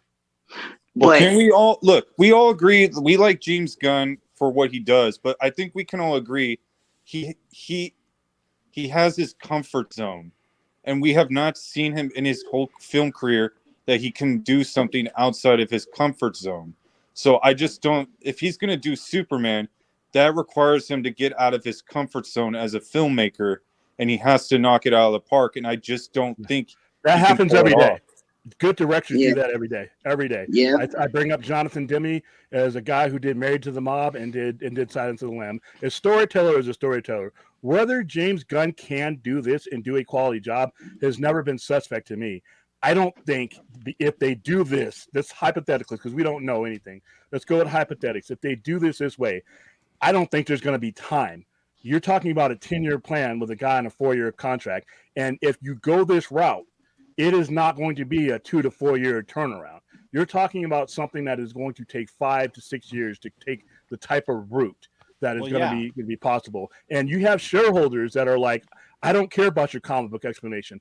I don't care about your fanboys. Yeah, I was about to thank you, Will. What's happening to my dividends? It doesn't matter what David Zaslav says. It doesn't matter what James Gunn does. If the shareholders judge it as not being quick enough and viable enough, it's over. All right. Yeah. So we don't have 4 years. This 4-year plan, his 10-year plan is a 4-year plan with a team option. And guess who the team is? The team is the shareholders, not Zaslav and not Gunn. This is exactly though what I've been saying, Krampus. This is the problem that I have with these Snyder fans nowadays. They've gone nuclear off on James Gunn. They bring up all this stuff from his past, and look, some of the stuff in the past, like, I'll be honest with you, I'm not comfortable with. And that's a hard thing. But I don't know the man either. There's a lot of things that people do that they think are funny. We know some of them. Some of them have been on this show many times, and I've been on his show and other people's shows and whatnot that do things to get a rile out of people and do some stuff that if you look back on it, you go, well, that was not smart. And some of them recognize that. And then also some people, they've made mistakes, but the people around them know that they're in a better place now. When it comes to James Gunn, I don't know what the state of his mind is, to be honest with you, because I don't know James Gunn. I know that it actually speaks a lot to me, though, when I know that the whole cast of Guardians refused to come back if they didn't bring him back. Yeah. And that speaks a lot. I mean, that that speaks a lot. That actually speaks a lot to who he probably really is, instead of what they've made him out. But Monkey G, or it used to be Monkey Jeebus, but Krampus Jeebus. All these people who are attacking him now would be singing his praises if he had announced that Zach was coming back or that they were doing those movies. I agree. All right. I do have to move on though. Film Goblin, thank you for stopping by, man. Appreciate you. Yeah, thanks for having me on. All right, man. Anytime. All right, buddy. Have a good night. Okay. I want to bring in Cherie real quick. What's up, Cherie? Hey. Hey, how you doing? Oh, I'm all right. Everybody is asleep at home, so I need to be a little on the quieter side as usual. Okay. Well, that's okay. I haven't installed my new microphone yet, so we're good. Okay. Dude, you're gonna make me laugh louder now, and everyone's gonna wake up. Don't do that. Okay. I'm not gonna. I promise I won't make you laugh. I've been out of the loop for a bit since the news about Henry, so I kind of. Oh, you've been out of the loop. I don't know. I need time to mourn, I suppose. You've been out of the loop. Well, I'll just tell you, while you were out of the loop, this happened then. This happened right here. That Oh happened. Lord! Oh, I knew he dude. was gonna do Don't I laugh. Don't love laugh the because you'll t- wake up your family. Don't laugh because then you'll wake up your family. But if you're looking to not add to that family, then go ahead and pick some of these up. Oh God. Okay. Oh, the t-shirts and all of them are great. I love them. Oh, I got more coming. I'm not done yet. Dude. But Yeah, that's good. And I've been waiting for you to stream because I know how much Superman means to you and Henry leaving and all of that. So, heck yeah. but in general, I've kind of not looked at social media, listened to any YouTube or any of that because I'm like, I'm still fuming with the way they went about it. It's the way they went about it that wasn't right. Yeah. You can't give the man something that he's been waiting for quite a while. There was never a time when he said, "Oh, I'm done with the character." He never, ever said that. And then you give him that thing back, and he goes on that tour for Enola Holmes too, and he's like half the people are just asking him about Superman, and he is so happy. And then you do this to him. That is unprofessional, and that is BS. I hate that. So that pissed me off more than anything else. The way they handled it and the way they treated him. He's a good guy. He is a great Superman. He's my Superman. I don't care if anyone has a problem with that. Go touch grass. I don't care. But yeah, so I guess about the reboot, I don't know. I'm not hating it, but I'm not loving it either. I'm kind of indifferent at this point. And the part of me that loves DC is kind of going, okay, I'm gonna put a pause on all the movie stuff, and then maybe go back to some of the animated things and the comics, and stick with those until they get their act together. Sorry. Sure. Yeah. No, I hear you. I come very close to swearing here, but I trying not to. I want to respect your show, Enosh. So. Well, when I need you them gotta to drop get that F-bomb, I'm just saying. Sometimes you It's a gotta lot of drop. animated. Yeah. It's a lot of animated movies that you can get into that they have out now, Yeah, I know. and they're I'm good. not sure about the new direction though. I did not like Man of Tomorrow because I just that was the new one, right? The Superman Man of Tomorrow, the one that came after Apocalypse War. Yeah, that was the first one out of this. Yeah, The one with Parasite. Yeah, that movie didn't make sense to me. Parasite, they didn't close off the story. I don't know. So we're getting into all the animated characters. But yeah, I liked Long Halloween was awesome. That was great. But I've not read the comics, so for me, the animated movies were great. And I was told that the comics were also, the animated movies were very faithful to the source material, I'm hoping. I'm not sure about Justice Society, World War II. It felt out of place, but the animation was nice, I guess. I don't know, except for Wonder Woman's hair, I found that odd. But, even that, I'm kind of hoping. Oh, Beware My Power, Green Lantern was really good. I really loved that one. And nice twist in the end for that one, too. What was I thinking? So, yeah, I'm kind of putting a pause on the movie stuff. I was really excited for The Flash, but this whole thing right now kind of killed some of that. I still want to watch the movie. I don't know how I'm going to feel when it releases. I suppose we'll see when that happens. But, this Trinity is my favorite. It's going to take me some time to accept anyone new. That's all. Those were my points. That's my piece. Thank you for letting me talk. Well, I will just say, I agree with you on your points. I mean, I think it absolutely sucks that they're not going to have Henry Cavill be Superman. To me, it doesn't make sense to take him out of that role unless you're rebooting the whole thing.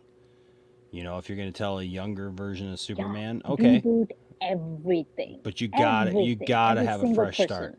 Yeah, you got to me. Yeah. To me, you got to have a fresh start. Because Also, otherwise you're putting is the band-aids on Lobo stuff. thing? You're putting band-aids I on know. stuff, and you're hoping that people don't connect with Notice. it or don't understand what you're doing Eh, or That, thinking that's a that you're just going forward. They that's a obviously good don't. concern. That's a good concern to have. Here's the thing here's the funny thing about this whole thing. If all this is true, is the people in the room that most know the odds of Reboot success are the people who might be the ones doing this. Even they're hesitant to do it all the way because they know that most reboots fail. Not only are we dealing with a possible reboot, we're dealing with something that almost always fails, which is an intergenerational reboot. We're not done with the characters that you're about to throw away. All the other Yes. comparisons that people make with Batman and Keaton and Nolan and all that, they got their runs, and then there was a good amount of time in between them, and then you started another iteration of them. You're literally throwing out food that's still warm on the table. And even the people And you do doing it are not probably waste food. hesitated to doing it. They know it's a bad idea to do it. So it's going to be interesting to see once they put their puzzle on the table and we see all the pieces. Because, like I said, I don't know. There's not enough information out there for me to tell what these guys are doing. But they got to know the odds for reboot success. They're not stupid, you know. Oh, I got two questions though, William. Is the Lobo thing confirmed? No, No. no one I deal with it said that logo is real. That Oh no, logo is not real. not the No, logo. she, Sorry, she said sorry. Lobo. I'm talking about Jason Momoa being Lobo. Is It's that not Nothing is confirmed. It's not or- confirmed. People are running with Okay. it because they think that that's Yeah. And let's have Jason Momoa Lobo. Let's have another Black Adam or Shazam box office. That'll be fun. Okay, as much as Jason Momoa would have been a great Lobo if he wasn't already Aquaman. Well, you're going to cover up his soon. face and put shirts and leather vests and stuff on him. You're going to take everything that makes him a MILF magnet off the table. And you're going to make him look like a rough bum, is what Lobo is, with muscles. Man, okay, I know. Stay away from these C-list characters, please. If we're going to do this, stay away from these C-list characters. No, I mean you got. And if you do have to come in contact with one of these C-list characters, make sure you're protected. Oh, good Lord. No, the point about Lobo is if you don't have a Superman yet, then who the hell cares about Lobo? Lobo comes in through Superman's comics. He comes in hunting Superman. Everybody You comes don't have through a the Justice Superman. League. You need to have a fucking Superman in order to have Lobo being some kind of character. I'm sorry. Yeah, see, people think that the 5 years, the box offices of the last 5 years are why you need a reboot. You cannot start with Superman, Batman, and Wonder Woman for the first tier, and then follow that up with 5 years of C-listers and plans for more C-listers. What did you expect the general public to do? Hang around for that? No, yeah, absolutely not. Also, the Blue Beetle, I thought Batfleck was confirmed for Blue Beetle. Is he there or no? He wasn't confirmed. No. His Flash. Okay. I don't know. Yeah, not confirmed. None of that. None of that stuff is confirmed. Yeah. All right, I'm seeing RJ. RJ, shouldn't he be in bed? DeLuca and Abdi should have waited until the DC head was appointed. That was Zaslav's decision. He gave 2 sets of instructions, and the people that worked for him executed those 2 instructions. He laid 2 paths in front of them and chose one. But they should have. And be honest with you, what they were doing was right. What DeLuca and Abdi was doing was right. That still is the course they should have taken. Even if you were going to go on the James Gunn thing, you need to have a credible transition, and you didn't. So that's a problem, and that's why this ugliness has come out. Like I said, sometimes you have a good goal, but if it's the road to that goal is garbage, nobody's going to give you the time of day, and that's what I'm worried about here. What DeLuca and Abdi started with the whole Cavill situation, that was the right way to go, because James Gunn should not have everything on his plate like that. It's not even fair to him. He can do his new universe, but it should have been their job to wrap up what they walk into and then transition. They can coordinate it. That's how good business is done. This is sloppy. Yeah, his cameo in Black Adam does not make any sense whatsoever if this is going to happen. Yeah, and you got to the earliest this movie's coming out. The earliest this movie's coming out would be summer 2024 if you want something sloppy. And more than likely, it's going to be Christmas of 2024. That's 2 years. People, like I said, you can't just assume that people are going to give a crap about what you're doing 2 years from now. Hell, 6 months is all it takes to get out of the news cycle. Exactly. So I wish them luck. Yeah. That's about, it's just disappointing at this point to even think about the movie. So I'm kind of going back to my favorites, and imagining my own story. Sure. That's all I can do. Look, I just keep telling everybody, look, no matter what comes next, they can't take away from us what we have in our hands.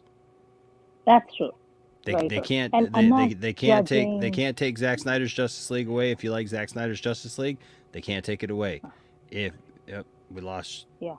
Oh, we lost Prime. You lost Prime. I think. But yeah, I mean, they can't take away the movies that we love. If the next ones are horrible, then I guess that means I'm probably going to spend out a lot of my last portion of my life, unless they reboot it when I'm an old man. I'm just going to have to get used to the fact that it's just not going to go anywhere. And then it got messed up. But I'll be honest with you, it's just hard being a DC fan in general. Yeah. Because it doesn't seem like they ever want to give us actually, anything. Now, so for once, I'd like the people in charge to know what they're doing. That's all. Yeah, I but mean, Hank and just Hank, that. I understand. you don't I have understand to- this. I I'm understand not this, gonna but judge- it's also a movie, Hank. Yeah. And here's the thing, man. As much as I understand that that's been said, it's a movie, and it's easily explained away. It was in the comic books. It was in the comic books, and it would have been easy to explain it away in the film. Really would have.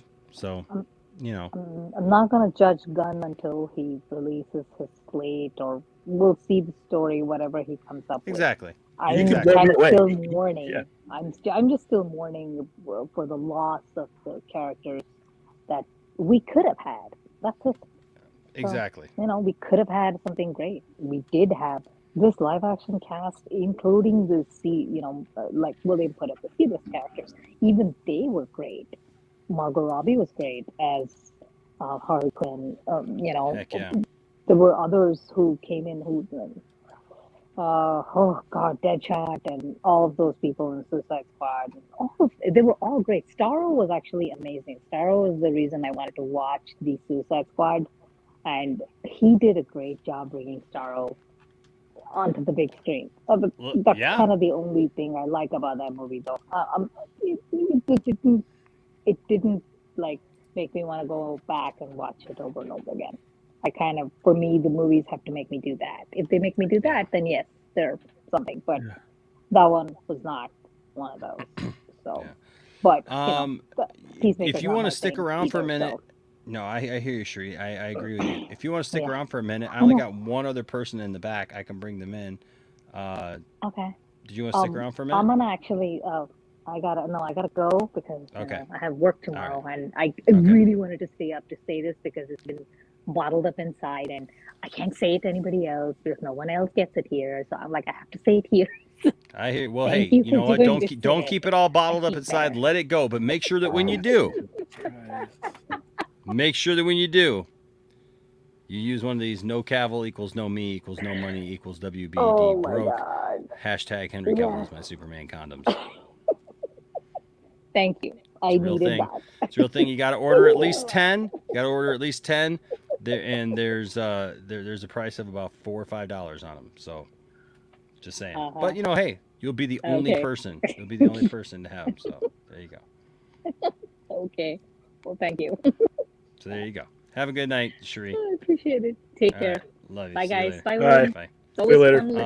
Fourth 1000 Thank here with fourth 1000 with a $5 super chat. Thanks, buddy.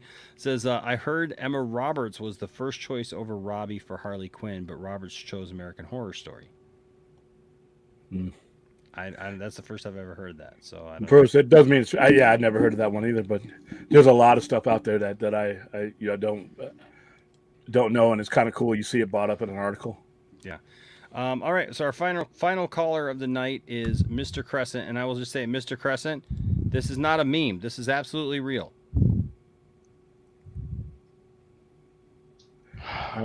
You and your humor. I'm just saying this is. I'm sorry. That kind of one actually is funny. It's not a meme like though. It's bug. real. It's real. Oh, good lord. It's not a meme. It's absolutely real. It's absolutely real. Oh boy. Yep, they're about $5 a piece, and you got to order 10. So I hope that you got, I hope that you got something fun planned. So I want the coffee mug. you get the coffee mug. The coffee mug is there too. Just follow the link down in our description of this video to Teespring, where our store is, and you can see it right there. And all the prices are there. Everything is there. So there you go. So what's on your mind, sir, as the last caller of the night? Oh God, I have seen what was going on the last few days, and I have to be a little heated for this. To the idiots on Twitter, days before Christmas Eve and Christmas, and they thought they could just draw Superman holding a beheaded of a certain person, thinking that shit's okay. You lost any right to speak further, even by sharing or retweeting that, whatever that monstrosity was. I'm sorry, that's just beyond stupidity. You don't have the right to call yourselves fans to anyone who shared that horrible meme. I'm sorry, that was just stupid. It was disgusting. Now that I set that off my chest, I don't care who comes at me. Fuck anyone who does. But moving away from that, I'm on the same... I don't know. Sure, let's wait and see what's going on. I still prefer Henry Cavill as Superman. I'm very impressed with what he did. I went to see it in theaters when that was in, and I walked out with a smile on my face. I'm like, damn, they actually nailed this character. This was fantastic. I couldn't wait to see more, and saw the rest of them, and I have no issues how they put in Superman. But I'll wait to see what James Gunn can deliver, what his plan is. And I hope to fucking bring in some fucking Green Lantern, you assholes. Stop ignoring Green Lantern. You hear that, fucking DC? I'm sick and tired of that. I had to say that off my chest, too. They fucking ignored Green Lantern for too long. I'm sorry. That's bullshit. Give us Green Lantern. Holy shit. They ignored Superman. They ignored Superman for 5 years, so Green Lantern wasn't a priority. And like I said, that's just... They had a Green Lantern, William. You know this. I saw him. I saw him on, we've talked with him. We talked with the guy who was on I know. On the very show. So we had a John Stewart. No, we don't want him. What the fuck is wrong with you people? If you would have put him in there, it would have given you guys more bucks than the money. What the heck? But we allowed these guys. We people come on and defend these guys and say, well, they weren't all that bad. And I'm like, no, they were really bad. They were not a fit for what they were doing. They had no connection to the IP. They had no logical common sense of where to go with the IP. You don't greenlit. You don't ever greenlit movies like the Suicide Squad and Harley Quinn and Fantabulous, whatever the hell, and Blue Beetle and Plastic Man, and without a plan for Batman, Superman, Wonder Woman, and thereon. Exactly. You can do these movies. When I walked out of the Suicide Squad, as much as I did like that movie, what was I walking into? But when I walked out of No Way Home, I knew exactly what I was walking into less than 4 months later, 5 months later. Yeah. It's that anticipation. And people with the standalones are great, but in no way, shape, or form can you sustain the viability of a studio with standalones. It just can't happen. There's just not enough of them. The volume is not there. All right, it has to be a shared universe if you're going to make the type of money that these shareholders are going to want. Otherwise, we're restarting again. In 3 years, Lord willing that we're all here, we're going to be having the same conversation again, no matter how quality the stuff that James Gunn puts out. It's just, it's just a hard fact. And when the word reboot continues to be thrown around, and it's thrown around too flippantly, in my opinion. I don't think people truly understand the ramifications and the consequences of time when that word is thrown around. And like I said, there's not an accident why most of them fail. It's just not an accident. And here we go again, settling. We're settling for a new Superman because we couldn't get the one we had. We settled for Pattinson Batman because we couldn't get the Affleck. Your current core fans are always being told to settle for this or settle for that. And now you're trying to bring in other new people, new fans to give this a chance. Those new people aren't oblivious. They see what we're going through. They know that they went to the same movies. The casual fans went to the same movies we did. All right. And they know that their time might end up being wasted. So that's a hard sell to not only us. We're easy because we're still communicating with them. Mm-hmm. The casual fan just walks away. He just quietly walks away. So I still think we should give James Gunn an opportunity to show us what he's got instead of having it come through the trades and have it come through hearsay. So I am still waiting for that one. So like I said, James Gunn, blow me away. That's all, blow me away. Yeah. But that's what I want to. One thing before I have to go, I have to say this too. To those that worked hard on that Project Justice League, I want to make sure I got that. Well done on that. I did see the story format. It was hard to put it all together, but there was hard work put into there. Took 2 years. Well done to everyone who did that. Yes. Round of applause. Thank you for bringing that out. Thank you. Seeing that, it made me fall in love with Zack Snyder Justice League all over again. It really did. That's what that did to me. Even like Luthor in there, the way that was presented in there. Wow. I couldn't believe he was in there in the middle of the whole plan, That impressed me alone right there to see that happening. So, but yeah, let's wait and see what happens. And honestly, hey, this is a tough time, but we'll see what happens from here. Absolutely. I'll continue watching, but hey, keep being real. Absolutely, man. Absolutely. Thank you, bro. I'm going to get going. All right. Appreciate you coming in tonight. All right. Yeah. So, I mean, that's kind of where we're at right now. That's where I'm at with everything. It just, people have got to calm the F down. Seriously. You got to calm down. You can't be putting up stuff like these threats and all this nonsense and think that anybody's going to take you seriously as you ever did anything good in the Snyder movement. Zach doesn't want you doing crap like that. It doesn't do anything good for the fans. It doesn't do anything good for the movement. You're not going to get your way if you threaten James Gunn and you threaten these other people. You make yourself look like insane idiots. Speak your mind. It's like I said earlier, William, I don't know if you heard this part I said about the Twitter thing, about the Twitter thing. Like, I don't think that it's right that they would take away a Twitter handle, hashtag because of that. Like, if you really don't think that James Gunn should be there, that's fine. They're just if you check Twitter out, they're just doing it in a different way now, because now they got Gunn and Saffron out. They got a few different, hashtags that they're using now. So, but I just don't see that is how. It's not productive. Yeah, it's not productive. It's not productive. You're not going to change anything with that, So. And you're wanting to fire. Every time I see that, fire for what? I mean, hashtag fire James Gunn. He hadn't even got started yet. So, and like I said, this has been rolled out horribly, but I don't blame him. Most of the people that are to blame are gone. You guys should be hashtagging those guys. I like I said, and I don't. There's not enough information for any of us to get too wound up. You got to look at what has been said and analyze it. And you look at a lot of the stuff that we were listening to is coming from all these sources and laugh. And like I said, I've already told people where I feel that the trades have done a lot of damage to this. They're going to put out enough of their truth to get you to come back to them. They're like a drug dealer.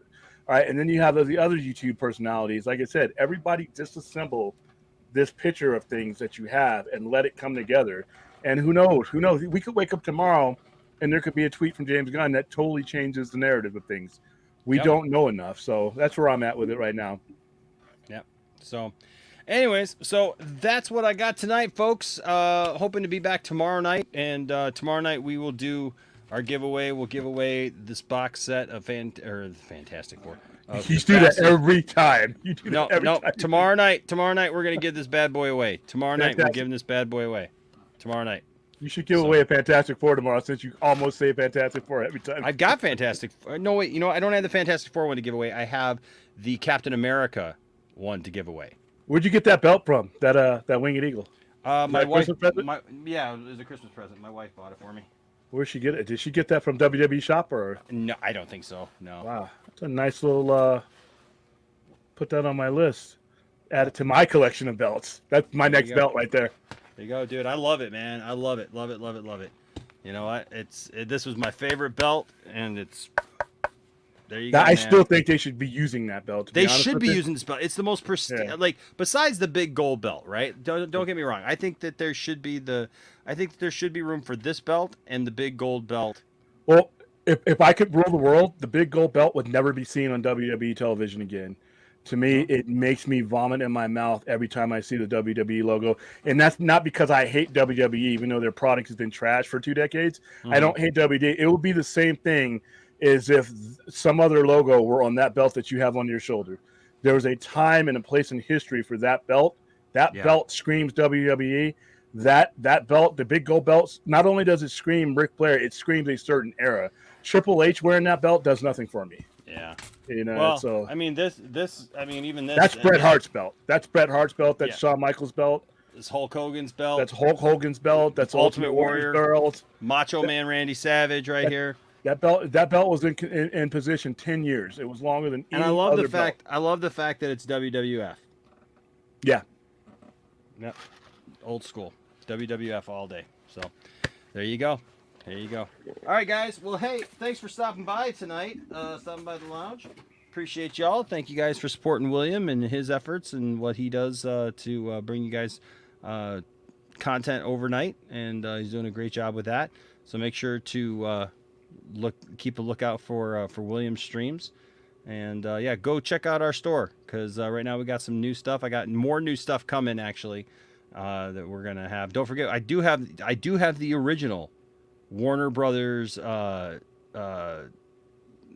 shirt. Do you remember the Warner Brothers shirt that I put out gosh, man, it was like over a year ago now.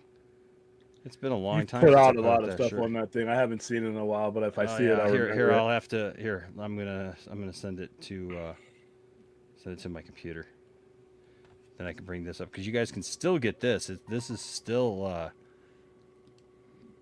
available. Hold on a second. Along with the other stuff that I showed you tonight, along with that Cavill shirt there. Oops.